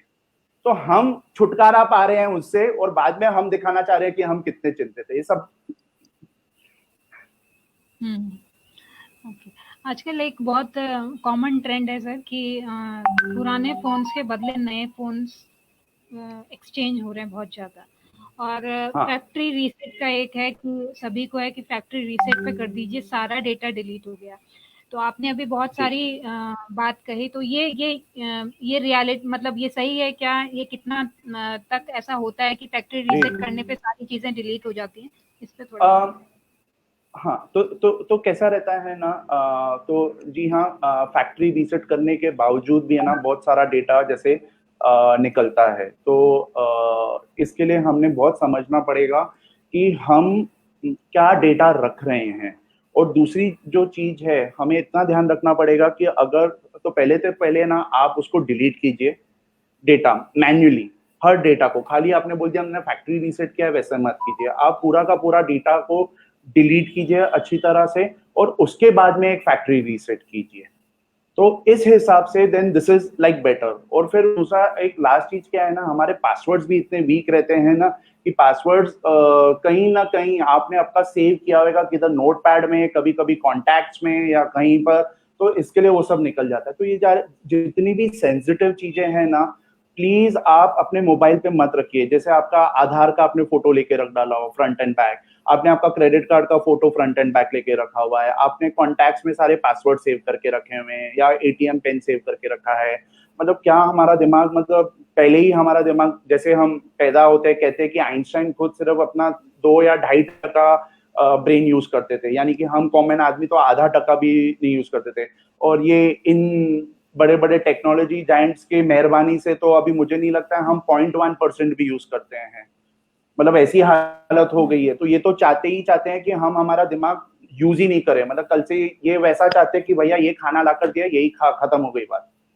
तो प्लीज अपना दिमाग तो आप स्ट्रॉन्ग कैसे करेंगे, कुछ तो चीजें आप याद रखेंगे। हमारे टाइम पे हम कम से कम लोगों के लैंडलाइन नंबर याद कर लेते थे, लिखते थे, लिखने के टाइम पे याद आता था। अभी तो हर चीज सेव होती है। स्पेलिंग्स आप देखो तो हमारे जैसे बंबई में बच्चे फटर फटर इंग्लिश तो मस्त बात कर सकते हैं, ठीक है, लेकिन उनको हाथ में आप कलम दे दीजिए, स्पेलिंग मिस्टेक्स देखिए कितनी हो जाएगी। क्यों? क्योंकि लिखने के टाइम पे तो कोई ऑटो करेक्ट है ही नहीं, जैसे फोन में होता है। इसमें तो कोई ऑटो करेक्ट का ऑप्शन ही नहीं है। तो बस, तो अभी आप कुछ भी लिखिए, सारी स्पेलिंग्स गलत ही गलत दिखती है। जी। और ये नेक्स्ट क्वेश्चन जो है, मुझे लगता है जैन सर इसका जवाब दे देंगे। क्या किसी बच्चे को फॉलो करना, उससे गंदी बातें करना इंटरनेट पर, ये पॉक्सो के अंडर आता है? बिल्कुल ठीक बात है। किसी भी मीडिया प्लेटफॉर्म में, फेसबुक, इंस्टाग्राम, किसी में भी किसी बच्चे का पीछा करना, उसको परेशान करना, ये सब पॉक्सो एक्ट के उसमें कवर होता है, और उसमें ऐसा करने वाले के खिलाफ जो है वो मामला दर्ज होगा, और ये बड़ा कठोर सजा का प्रावधान वाले सब धाराएं हैं। तो जो भी इन सब में लगे रहते हैं, कि आप ये मत मानिए कि आपको कुछ नहीं होगा। आप जो अगर बच्चों को किसी भी माध्यम से बच्चों को बड़ा करे कि छोटा करे, अगर वो छोटा भी है, 18 से कम भी है, तो उसके खिलाफ भी मामला बनेगा। तो ये मत सोच ले कि मेरी उम्र 18 से कम है, मैं किसी बच्चों को परेशान कर रहा हूँ, फेसबुक में फॉलो कर रहा हूँ, उसको कुछ अश्लील बातें कर रहा हूँ, तो उस पर कार्रवाई नहीं होगी। ऐसा नहीं है, उस पर भी कार्रवाई होगी। हिमानी जी, मैं एक मनीष गुप्ता को एक जवाब देना चाहता हूँ। उन्होंने पूछा है कि is it a good idea कि पेरेंट्स अपने बच्चों के एप्स पे ट्रैक रखें कि वो क्या कर रहे हैं, जैसे व्हाट्सएप हो गया या कुछ भी हो। एक बार आप देख लें तो ठीक है, मैं उनमें से नहीं हूं कि मैं बोलूं कि आप 24 घंटा देखते बैठे उसके अंदर। एक बार आपने एप्स देख लीजिए, लेकिन साथ में बैठ के देखिए। देखिए मनीष जी, एक चीज बोलता हूं और बाकी पेरेंट्स को भी बोलता हूं, ये जो विश्वास जो टूट गया ना अगर आपके बच्चे के साथ उतनी सी छोटी सी उम्र में, वो लाइफ लॉन्ग रहने वाला है। फिर वो 50 साल का भी हो जाएगा ना, उसको ये याद रहेगा आपको मेरे पे भरोसा नहीं था, आपने छुप के ये सब किया। ठीक है, तो एक बार बैठिए, उनको बोल दीजिए यार मैं आज एक सेशन सुन के आया हूं, मुझे ऐसा लगता है हमने है ना अपने मोबाइल फोन को और सिक्योर करना चाहिए। आप ये बहाने से बैठिए, उनके साथ बैठिए, बोलिए चलो यार अपन एक एक परमिशंस देखते हैं। फिर आप खोलेंगे व्हाट्सएप पे ये परमिशंस, अरे हाँ यार माइक्रोफोन की तो परमिशन लगेगी, क्योंकि अगर व्हाट्सएप ऑडियो भेजना है तो चाहिए, फोटो भेजना है तो उसका कैमरा का परमिशन चाहिए, सॉरी गैलरी का भी चाहिए। ठीक है, चलो ये नेक्स्ट। यार ये नेक्स्ट ऐप क्या है यार, मैंने तो इसके बारे में सुना नहीं है, क्या यूज करता है? नहीं पापा मैं इतना यूज नहीं करता हूँ, चल अनइंस्टॉल कर देते क्योंकि ये सब एप्स में प्रॉब्लम होएगा। तो ऐसे लाइन, ऐसे में आप धीरे धीरे ऐसे आप बच्चे के साथ आप कीजिए। कोई ऐप पे आपको अगर शक हो तो वो बोलिए एक बार ऐप खोल दे, मुझे भी सीखने का है। आप वो ऐप देख लीजिए, समझ लीजिए क्या है। हर चीज कीजिए बट एज अ डिस्कशन में कीजिए, क्योंकि आप सोचिए ना, कल से आपका बॉस आपको बोलता है, या आपके फादर आपको बोलते हैं, या आपके बड़े भाई बोलते हैं ला तेरा फोन ला, मेरे को देखना है तू क्या क्या करता है। आपको नहीं सही लगेगा, वो आपको ब्रीच ऑफ प्राइवेसी लगेगा। तो इसके लिए let us also maintain the privacy of the child. जी हिमानी जी। Yes.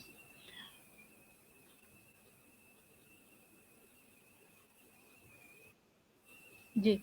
सर एक इसमें अगर थोड़ा बच्चों के रिलेटेड कोई इसमें इंफॉर्मेशन हो सकती है बहुत इम्पोर्टेंट, तो आप इस पे थोड़ा बताएं। CSM एक WhatsApp child sexual abuse material जो आपने व्हाट्सएप पे बहस किया था, इसके बारे में अगर थोड़ा बताएं तो हमारे लोगों को किस चीज के बारे में, जानकारी मिल किस चीज के बारे में?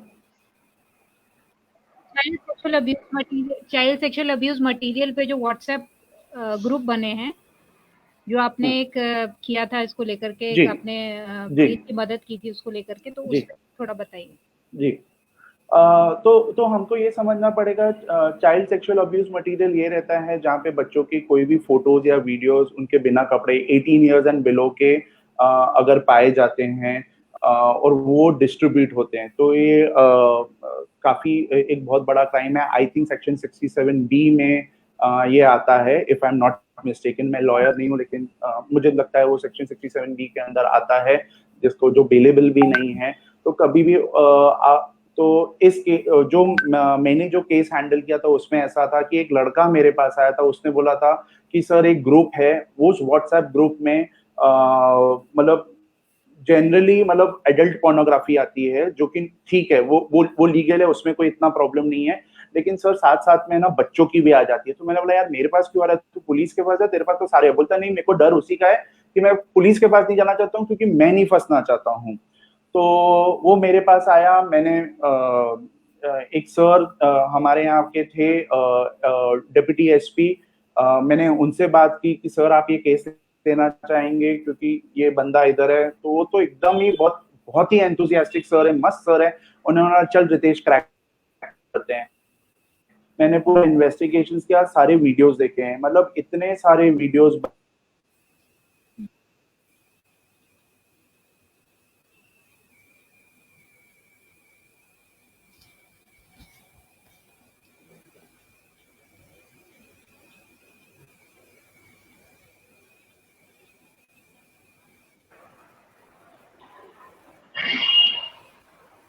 जी आवाज आ रही है? अभी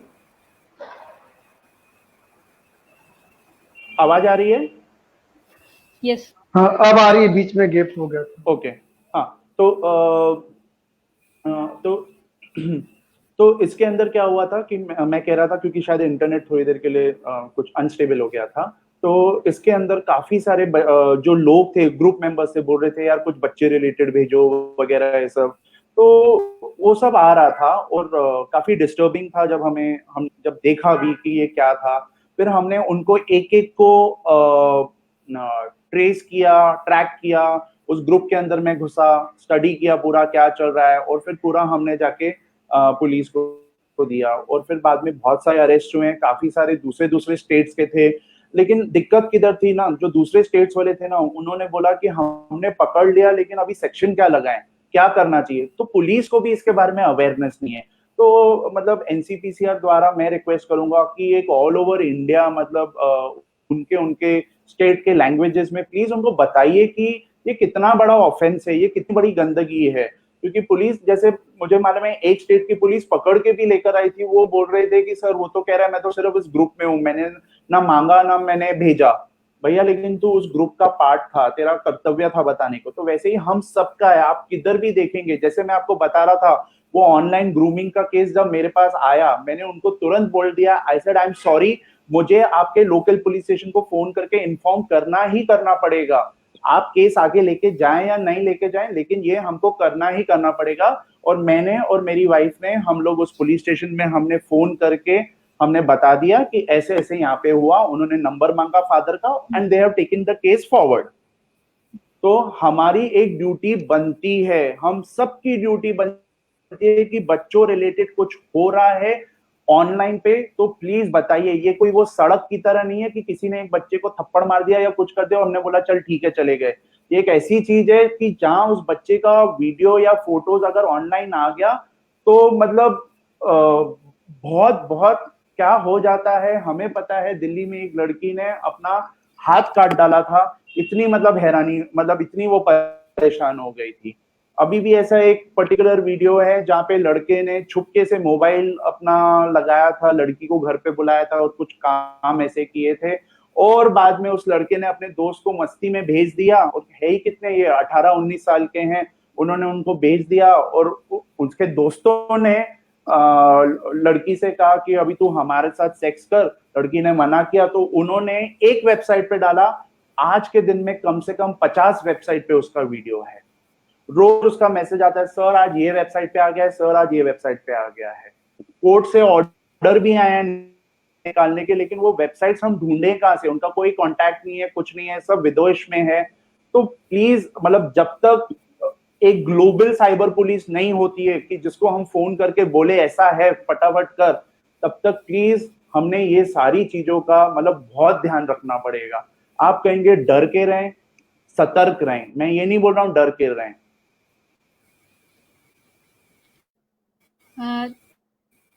जैन सर, अभी सर ने एक बात कही कि ये मामला लोगों तक पहुंचा और उन्होंने सिर्फ ये कहा कि इस व्हाट्सएप ग्रुप में हम सिर्फ थे, और पुलिस को भी बहुत सारी चीजें मालूम नहीं थी कि इसको कैसे रिपोर्ट करें। मतलब बहुत सारे लोग ये सोच रहे हैं कि वो सिर्फ उसका पार्ट है और उसके बाद उनकी कोई जिम्मेदारी नहीं है, जैसा सर ने बताया। तो क्या आप पॉक्सो के कुछ जरूरी प्रावधानों के हिसाब से बताना चाहेंगे कि कैसे लाइबिलिटी इसमें सेट होती है लोगों की, जो कोई भी सेक्सुअल अब्यूज मटेरियल जिसको भी देखने को मिलता है या उसकी नॉलेज में आता है? देखिए, बच्चों से संबंधित कोई भी साहित्य या ये इस तरह की चीजें, वीडियो, फोटो जो अश्लीलता की श्रेणी में आती है, उसको रखना, उसको प्रसारित करना, उसको देखना, इन सबको पॉक्सो में अपराध बनाया। और साथ ही पॉक्सो में सेक्शन 19 है, धारा 19, ये धारा मैंडेटरी है कि किसी भी व्यक्ति को पता लग रहा है कि किसी बच्चे के साथ सेक्सुअल अफेंस हुआ है। सेक्सुअल अफेंस यानी किसी के साथ प्रत्यक्ष छेड़छाड़ तो है ही, लेकिन पॉक्सो का भी कोई अपराध जो परिभाषित है, उसमें इस तरह की अश्लील फोटो का भी कहीं पाया जाना, देखना, सर्कुलेट करना, यह भी धारा 19 में कवर होगा कि आप, यदि आपको लग रहा है कि आप उसमें इन्वॉल्व नहीं, तो आप उसकी पुलिस को सूचना दीजिए। लेकिन आप यदि उसमें इन्वॉल्व है, देखने में, उसको प्रसारित करने में, तो आपके खिलाफ अन्य सेक्शन में भी मामला बनेगा। 13 से लेके सेक्शन 15 तक इसके प्रावधान है। तो ये बिल्कुल श्योर करिए कि कोई भी चीज आप, और अब तो नए जो अमेंडमेंट पॉक्सो में हुआ है कि किसी भी प्रकार का बच्चों से संबंधित अश्लील साहित्य रखना या पोर्न, जो आपने कहा कि एब्यूज वाले वीडियो रखना, और नहीं कह के सेक्सुअल एब्यूज के वीडियो रखना, यह भी कानूनन अपराध है। इसमें भी 7-8 साल की सजा का प्रोविजन है। मैंने शुरू में ही कहा था कि आप अपने पेरेंट्स भी अपने मोबाइल को देख ले कि उसके मोबाइल में ऐसी कोई चीज तो नहीं है जो चाइल्ड, बच्चों से संबंधित है, उसकी अश्लीलता की परिभाषा में आता है। अगर कल वो चीज आपके पास है तो मोबाइल में रखना भी पॉक्सो अधिनियम के अंतर्गत ये कानूनन अपराध है। और आप ये जान लीजिए कि आप कहीं भी अगर इसको अपलोड कर रहे हैं, तो आप ये मत जानिए कि आप अपलोड कर रहे हैं तो आपको पता नहीं लगेगा कि अभी कई जो साइबर क्राइम पोर्टल बना है भारत सरकार के गृह विभाग का, उसने ऐसे कई जो आईपी एड्रेस के थ्रू लोड करने वाले, मेरे छत्तीसगढ़ का मामला था, लोड कहीं हुआ था अपलोड दूसरे स्टेट में, और छत्तीसगढ़ के गांव से उस लड़के को पुलिस, दिल्ली की पुलिस आके पकड़ के ले गई, जिसने अपने आईडी से, एड्रेस से उसको अपलोड किया था। तो कोई भी अश्लील चीजों को अपलोड करना कानूनन अपराध है, और साथ में उसका प्रसारित करना। कई जो हम देखते हैं कि सोशल मीडिया में, फेसबुक, व्हाट्सएप में, कहीं गांव में कोई लड़का लड़की पकड़ा है, उसका वीडियो बना दिए, उसको अपलोड कर लिए, यह भी अपराध है। तो ये सब पॉक्सो में कवर होता है। हम सबको इससे बचना चाहिए। तो कुछ एक दो चीजों पर और चीजें सर से समझते हुए, रितेश सर से समझते हुए, इसके कुछ समय बाद इसको क्लोज करेंगे, क्योंकि बहुत सारे डाउट आ रहे हैं और बहुत सारे क्वेश्चन हैं हमारे पास। लेकिन सर, एक चीज आजकल बहुत होती है रितेश सर, कि वो ये है कि बच्चों के क्यूट चाइल्ड कंपटीशन चलते हैं ऑनलाइन। साड़ी चैलेंज की आपने बात की, क्यूटेस्ट चाइल्ड ऐसे करके आप इसको करिए, बच्चे अपने बच्चों के फोटोज लोग डालते हैं। तो ये कितना सेफ है? ये किस तरीके की चीजें, इससे रिलेटेड क्या थ्रेट्स हैं, वो थोड़ा सा हाईलाइट करेंगे। देखिए, आपने जैसे साड़ी चैलेंज की बात की, ठीक है, तो मैं आपको एक मैं बताता हूं। अभी मैं थोड़ा टेक्निकल होना चाहूंगा, क्योंकि मैं आपको बताना चाहता हूं 10 साल पहले आपने ये सारे क्राइम सुने भी नहीं होंगे जो आजकल हो रहे हैं, राइट? किसी ने भी नहीं सोचा था कि इतना साइबर क्राइम बढ़ जाएगा, किसी ने नहीं सोचा था। तो क्या ये बढ़ने वाला है या घटने वाला है? मैं आपको बताऊंगा तो ये 10 गुना बढ़ने वाला है। और ये बढ़ने वाला है मतलब ज्यादा सोफिस्टिकेटेड होने वाला है। तो अगर आपको पता नहीं है कि ये आगे वाले क्राइम्स क्या होने वाले हैं ना, तो फिर थोड़ी दिक्कत है। तो इसके लिए आपको समझना पड़ेगा कि जैसे अभी किसी ने पूछा कि यार मैं OLX पे बेच सकता हूँ, सेफ है क्या? क्यों पूछा उन्होंने? क्योंकि OLX के ऊपर, OLX, क्विकर या किधर भी, या जहाँ पे सके, इतने ज्यादा फ्रॉड्स हो रहे हैं। ये प्लेटफॉर्म फ्रॉड नहीं कर रहे हैं, लेकिन जो फ्रॉडस्टर्स है वो उसको मिसयूज कर रहे हैं, इन प्लेटफॉर्म्स को, OLX, क्विकर वगैरह ऐसे, और इतना ज्यादा फ्रॉड्स कर रहे हैं। तो क्या आप बेचना बंद करेंगे? नहीं, आपको सतर्क रहना पड़ेगा, आपको समझना पड़ेगा कि ये फ्रॉस्टर है कि कैसा है। तो अभी आप समझिए, क्योंकि सॉरी मैं जरा भटक गया था, OLX पे चला गया था मैं, क्योंकि इनका क्वेश्चन बीच में आ गया था। तो आपका क्वेश्चन आप जरा प्लीज रिपीट करेंगे वापस से? I am so sorry. जी सर, ये जो चैलेंजेस आजकल चल रहे हैं नए, हाँ, चैलेंजेस, सॉरी सॉरी, हाँ चाहिए। सॉरी, गॉट इट, हाँ मैं भी लिख ही दे देता हूँ। हाँ, चैलेंजेस, बुढ़ा हो गया हूँ मैं, अभी सीनियर सिटीजन बन गया हूँ। तो मैं जो चैलेंजेस की बात कर रहे हैं ना, तो हम किसी ने नहीं सोचा था ये OLX पे ऐसे फ्रॉड्स होंगे, किसी ने सोचा नहीं था क्रेडिट कार्ड डेबिट कार्ड पे होंगे फ्रॉड्स, किसने सोचा था? नहीं होते थे, होने चालू हो गए, क्योंकि हैकर्स हमसे ज्यादा स्मार्ट होते जा रहे हैं, होंगे ही होंगे। ठीक है, अभी क्या हो रहा है, मशीन्स हमसे ज्यादा स्मार्ट हो रही है। तो एक उसमें आपको एक उदाहरण देता हूँ। पहले के टाइम पे मॉर्फिंग एक करके होता था, यानी कि किसी का फेस ले लिया और किसी का शरीर ले लिया, लेकिन उसमें मालूम पड़ता था यार ये इसका फेस है और शरीर तो इसका है, मैच नहीं होता था, क्योंकि वो हम मतलब एक इंसान करता था, वो फोटो यूज करता था, इमेज एडिटिंग यूज करता था। अभी के जमाने में क्या हो रहा है, इंसान नहीं कर रहा है, वो क्या करता है, मशीन करता है, जिसको हम बोलते हैं आर्टिफिशियल इंटेलिजेंस। यही आपका फ्यूचर है। अगर इंटरनेट के बाद कोई बहुत बड़ी चीज है जो हमको मतलब हम पे राज करने वाली है, जो हमको और बिगाड़ने वाली है, वो है आर्टिफिशियल इंटेलिजेंस। ठीक है, जैसे आपका गूगल मैप्स, वो कुछ नहीं बट आर्टिफिशियल इंटेलिजेंस है। आप जब अमेजोन पे जाते हो, आपने अगर एक मूवी देखी है तो वो बताता है आपको ये सारी मूवीज भी इस हिसाब से, वो है आर्टिफिशियल इंटेलिजेंस। हम दिन रात यूज करते हैं आर्टिफिशियल इंटेलिजेंस। गूगल में हम टाइप करते हैं हु इज द, ऑटोमेटिकली आ जाता है कि हम क्या पूछने की कोशिश कर रहे हैं, दैट इज आर्टिफिशियल इंटेलिजेंस। तो उस हिसाब से यहां पर भी अभी वो जो मॉर्फिंग होता था, अभी वो मशीन क्या बोलता है, मेरे को एक फोटो दो, 20 सेकंड के अंदर वो फोटो जिसके ऊपर कपड़े हैं वो उनको बिना कपड़े देता है। पहले मॉर्फिंग में क्या होता था कि हाँ मैं बीच पे खड़ा हूं तो मेरा मतलब इमेज लिया हुआ है और ऊपर किसी का सर डाल दिया है। अब मैं थोड़ा मान लो काला सा मोटा सा, अभी मेरे ऊपर किसी मतलब मेरा अगर आप नीचे का हिस्सा निकालोगे भी तो मेरा बीच कहाँ चला जाएगा, जो समुंदर है या बीच है या पार्क है उसका क्या करोगे आप? तो अभी आर्टिफिशियल इंटेलिजेंस के द्वारा क्या करता है, हमने वो फोटो डालनी है उस इंसान की, वो देखता है इसके ऊपर कौन से चीजें कपड़े हैं, क्योंकि उसको मालूम पड़ता है ये स्किन है, ये कपड़े हैं, जो भी कपड़े हैं वो उसको निकाल देता है, 20 सेकंड में आपके पास मिल जाती है। तो 20 सेकंड के अंदर वही सेम वो उसी पोजीशन में बैठा हुआ इंसान जो कि पूरे कपड़ों में था, अब बिना कपड़ों में हमको दिखता है। और बिकनी चैलेंज जो हुआ था उसमें आप देखिए कि क्या हुआ है। आज आप हैशटैग बिकनी चैलेंज करो, कितने सारे हमको लोग मिल जाते हैं,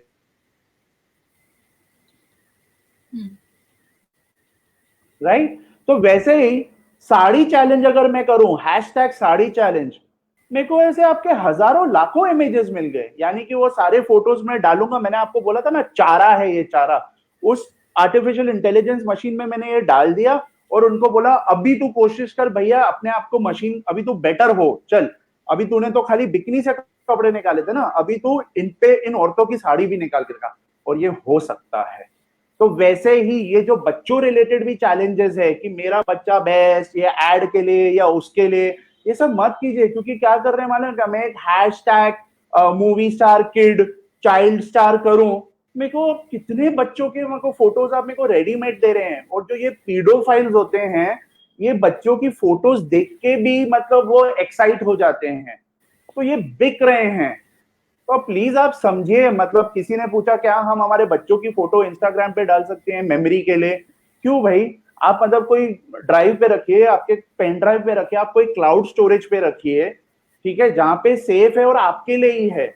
आपको लग रहा है आपने इंस्टाग्राम पे डाला है और अकाउंट प्राइवेट है, लेकिन बहुत सारे और लोग देख सकते हैं। आपका पासवर्ड कितना स्ट्रांग रहता है, आप अपन जो बात करते हैं 8 कैरेक्टर पासवर्ड की, वो एक बकवास चीज है। आपका पासवर्ड अगर हो ABCD 1 2 3 4, 8 कैरेक्टर है, उसमें आप A को कैपिटल कर दीजिए, 1 को एक्सक्लेमेशन मार्क बना दीजिए, फिर भी वो इजी है निकालना, ऐसी बात नहीं है। तो हमको ये समझना,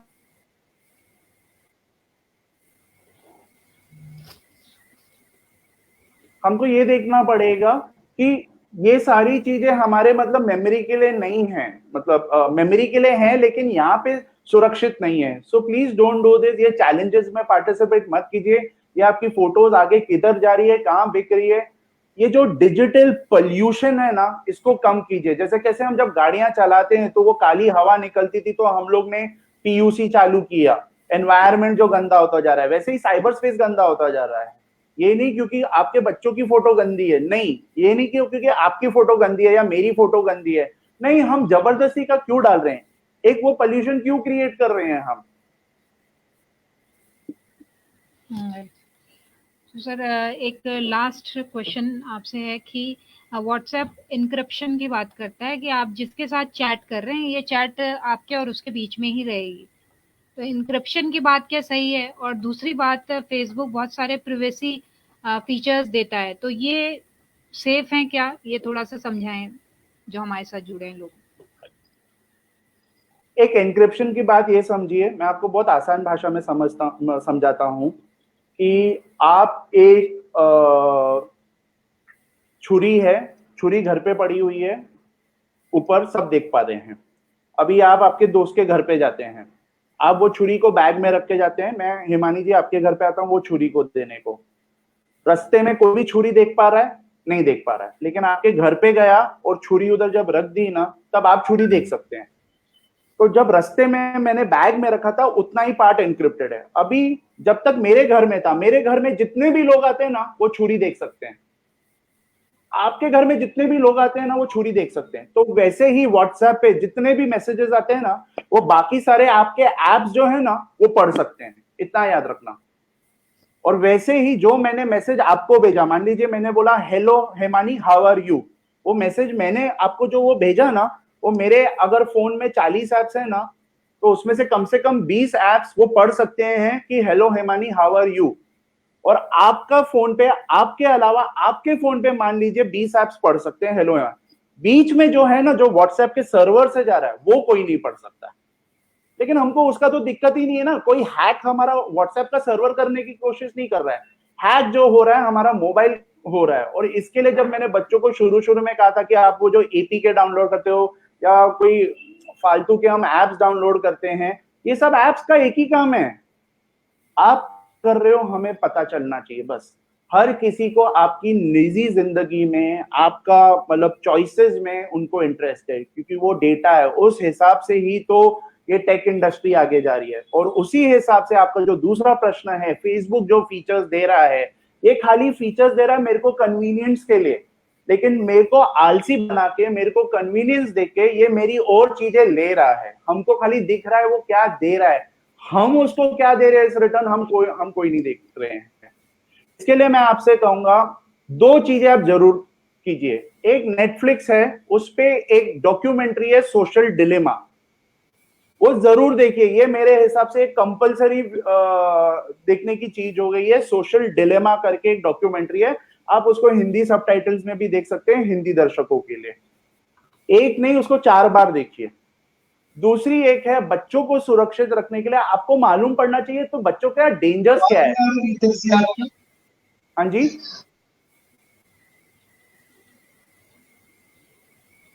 हेलो हेलो हेलो, कंटिन्यू कर सकते, मेरे ख्याल से कंटिन्यू कर सकते हैं, आवाज आ रही है। ठीक है। तो एक तो मैंने आपको सोशल डिलेमा के बारे में बात किया, ये नेटफ्लिक्स पे जरूर देखिए। दूसरी चीज मैं आपको बताता हूँ, बच्चों को आपको सुरक्षित रखना है, पहले तो आपको पता चलना चाहिए ना कि वो किस चीज से सुरक्षित नहीं है, तो वो क्राइम्स आपको पता चलना चाहिए। तो ऐसे में एक किताब है, मैं 1 मिनट स्क्रीन शेयर करके आपको दिखाना चाहता हूँ। मैं स्क्रीन शेयर कर लूं?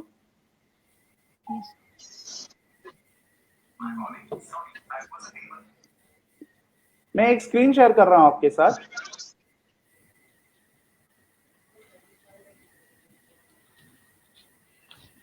मेरे को बताइए आप अगर देख पा रहे हैं मेरा स्क्रीन। आप मेरा स्क्रीन देख पा रहे हैं? नहीं, अभी नहीं। हिमानी जी, आप मेरा स्क्रीन देख पा रहे हैं? यस। तो ये सोशल डिलेमा करके आप देखिए। और दूसरी है, ये किताब जरूर पढ़िए, स्टोन्ड, शेम्ड एंड डिप्रेस्ड। ये बहुत जरूरी है, ये आप पढ़िए। तो इससे आपको मालूम पड़ेगा कि जो बच्चों के साथ ना क्या क्या हो रहा है साइबर स्पेस में और ऑफलाइन में भी, ये बहुत जरूरी है। तो ये दो चीजें मतलब आप जरूर कीजिए। तीसरी चीज, हिमानी जी आप ये मेरा एक स्क्रीन देख पा रहे हैं, नोटपैड? यस। तो मैं व्यूअर्स को एक पासवर्ड की एक टेक्निक बताना चाहता हूं। देखिए इतना याद रखें, हम जो पासवर्ड्स बनाते हैं ना वो एक पुरानी चीज हो गई है, वो पासवर्ड होता था, भूल जाइए इसको, ये बकवास चीज है। अभी जमाना आ गया पास फ्रेज का। पास फ्रेज जैसा क्या हुआ? द सन इज ब्राइट, ठीक है, ये हो गया पास फ्रेज, यानी कि आप एक सेंटेंस में बात कर रहे हैं। अभी तो ये बड़ा हो गया तो ज्यादा डिफिकल्ट होता है हैक करने के लिए। अभी पास फ्रेज को हमारे पास एक बहुत अच्छा, क्योंकि हमारा जो देश है, हमारे पास इतनी भाषाएं हैं, तो इसके लिए आप जो पास फ्रेज है ना, आप अपने भाषा में बनाइए।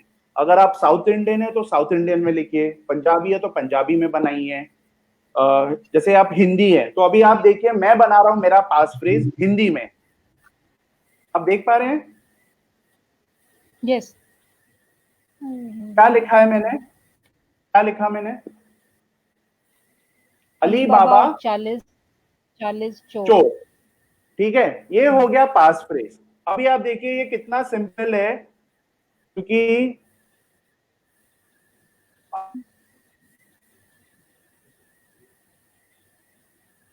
चालीस को ऐसे कुछ करके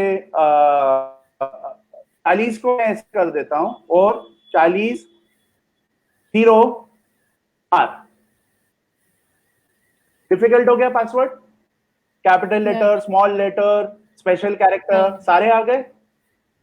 इसके अंदर आप उसको और कॉम्प्लिकेटेड कर सकते हैं, जितने भी एज है आप उसको @ बना दीजिए, ठीक है, जितने भी वो हैं आप उसको वो बना सकते हैं। आपने बना डाला, इसके आगे लगा दीजिए अली बाबा और 40 स्टोर #IG, यानी कि आपका इंस्टाग्राम का पासवर्ड हो गया। अभी आप ये चीज को कमेंट रखिए, अली बाबा और 40 स्टोर #नेट बैंकिंग या #HDFC, फिर वापस से अली बाबा और 40 स्टोर मान लीजिए आपका ट्विटर का है तो ट्विटर पे बर्ड का सिंबल है, बर्ड कर डाला, या आपने TW कर डाला, आपको जैसा चाहिए आप कीजिए। तो इसमें क्या हो रहा है ना हिमानी जी, हम फ्रेज जो है स्ट्रॉन्ग बनाया, हमारी मातृभाषा में बनाया हमने, ठीक है, और हमने क्या किया, हर प्लेटफॉर्म के लिए अलग अलग बन गया। हिमानी जी कोई पूछ रहा है कि बुक का नाम लिख दीजिए, तो आप टाइप करके दे सकते हो उनको, स्टोन्ड, शेम्ड, डिप्रेस्ड। जी जी जी, इसके बाद कमेंट सेक्शन में हम इसको अपडेट कर लेंगे। और कोई मेरे ख्याल से हमारे साथ जो और टेक्निकल टीम के लोग हैं उसको इसमें ऐड कर दीजिए कमेंट सेक्शन में, जो कोई भी हमें सपोर्ट में है यहाँ पे। तो मैं सर से रिक्वेस्ट करूंगी अब जैन सर से कि आज का सेशन बहुत लंबा भी हो गया है, तो इसको कंक्लूड करने के लिए मैं आपको आमंत्रित करती हूँ। Sir mike. माफी चाहता हूँ, मैंने लंबा खींच लिया, I am sorry about it. नहीं, जरूरी बहुत लंबा नहीं हुआ। जितनी बड़ी समस्या है इसमें बात कम हुई कि और बात करने की जरूरत है, क्योंकि जितनी समस्या और दिख रही है उससे कई गुना ज्यादा समस्या है जो हम तक आ नहीं पा रही है। बच्चे परेशान हैं, बड़े परेशान हैं, ये इसका दायरा बढ़ता जा रहा है, क्योंकि हम लोग national commission for protection of child right बच्चों की बात कर रहा है, लेकिन बच्चा भी बड़ों से जुड़ा है। ये OTP मांग के पैसा निकाल लेना साइबर का कितना बड़ा है। अब बच्चों को यदि ये जागरूकता रहेगी कि अपने माँ बाप को बताए कि कोई भी OTP किसी को नहीं देना है, कोई आपको इनाम मिला 1 करोड़ रुपए, 50 लाख रुपए कैसे दे देगा, ये छोटी छोटी बात का अवेयरनेस और भी ये एक बड़ा व्यापक है। और मैं मानता हूं कि रितेश जी ने बहुत अच्छे से इसको बताने का प्रयास किया है, और हम तो ये चाहेंगे कि ये विषय बहुत लंबा है, इसलिए इसको आगे और अलग अलग सत्रों में हम आपसे बात करें जैसी आपके समय की उपलब्धता होगी, और जो आपके संपर्क के अच्छे लोग हैं उनको, और पुलिस तक, प्रशासन तक, नीचे अधिकारियों तक, टीचर तक, प्रिंसिपल तक, बच्चों तक ये विषय और मजबूती से पहुंचे ताकि वो अपने को सेफ रख सके। जितना आपने बताया है कि समस्या है, डरना नहीं है, हमको सचेत रहना है, हमको जागरूक रहना है, हमको प्रयास करना है कि हम इससे होने वाले चीजों से बचें। बच्चों के प्रति हम भरोसा रखें, पेरेंट्स के नाते बच्चों के मोबाइल के उपयोग, इंटरनेट के उपयोग पर नजर रखते हुए भरोसा रखें। इन सब पे आपने जो मार्गदर्शन किया, मैं रितेश जी का धन्यवाद करता हूँ, हिमानी का, और हरिओम जी हैं शायद हमारे टेक्निकल के, और मेरे पोक्सो डिवीजन के सारे लोग, अंजलि, कपिल, शक्ति और राठी जी सहित सभी लोग, और देश भर से जो लोग जुड़े इसमें। आपको लगता है कि एनसीपीसीआर को और कोई इस विषय पे हमको करना चाहिए तो हमको सुझाव जरूर दें। और रितेश भाटिया जी का यूट्यूब में बहुत सारा इंफॉर्मेशन, बहुत सारी साइबर पे जानकारी है, आप वहां भी विजिट करें ताकि देखिए जब हम सब जागरूक रहें, हम फिर से कोई साइबर से और बच्चों के यौन अपराध से उनको बचाने के लिए और क्या चीज हम अभी कोविड में वेबिनार के थ्रू कर सकते हैं, हम बहुत जल्दी फिर आएंगे। आप सभी हमसे जुड़े देश भर से, आप सबका बहुत बहुत धन्यवाद। रितेश जी का भी बहुत बहुत धन्यवाद कि आपने कीमती समय दिया और उपयोगी जानकारी हमको दी। ठीक है, नमस्कार। Always a pleasure. Thank you so much. Thank you. Bye bye.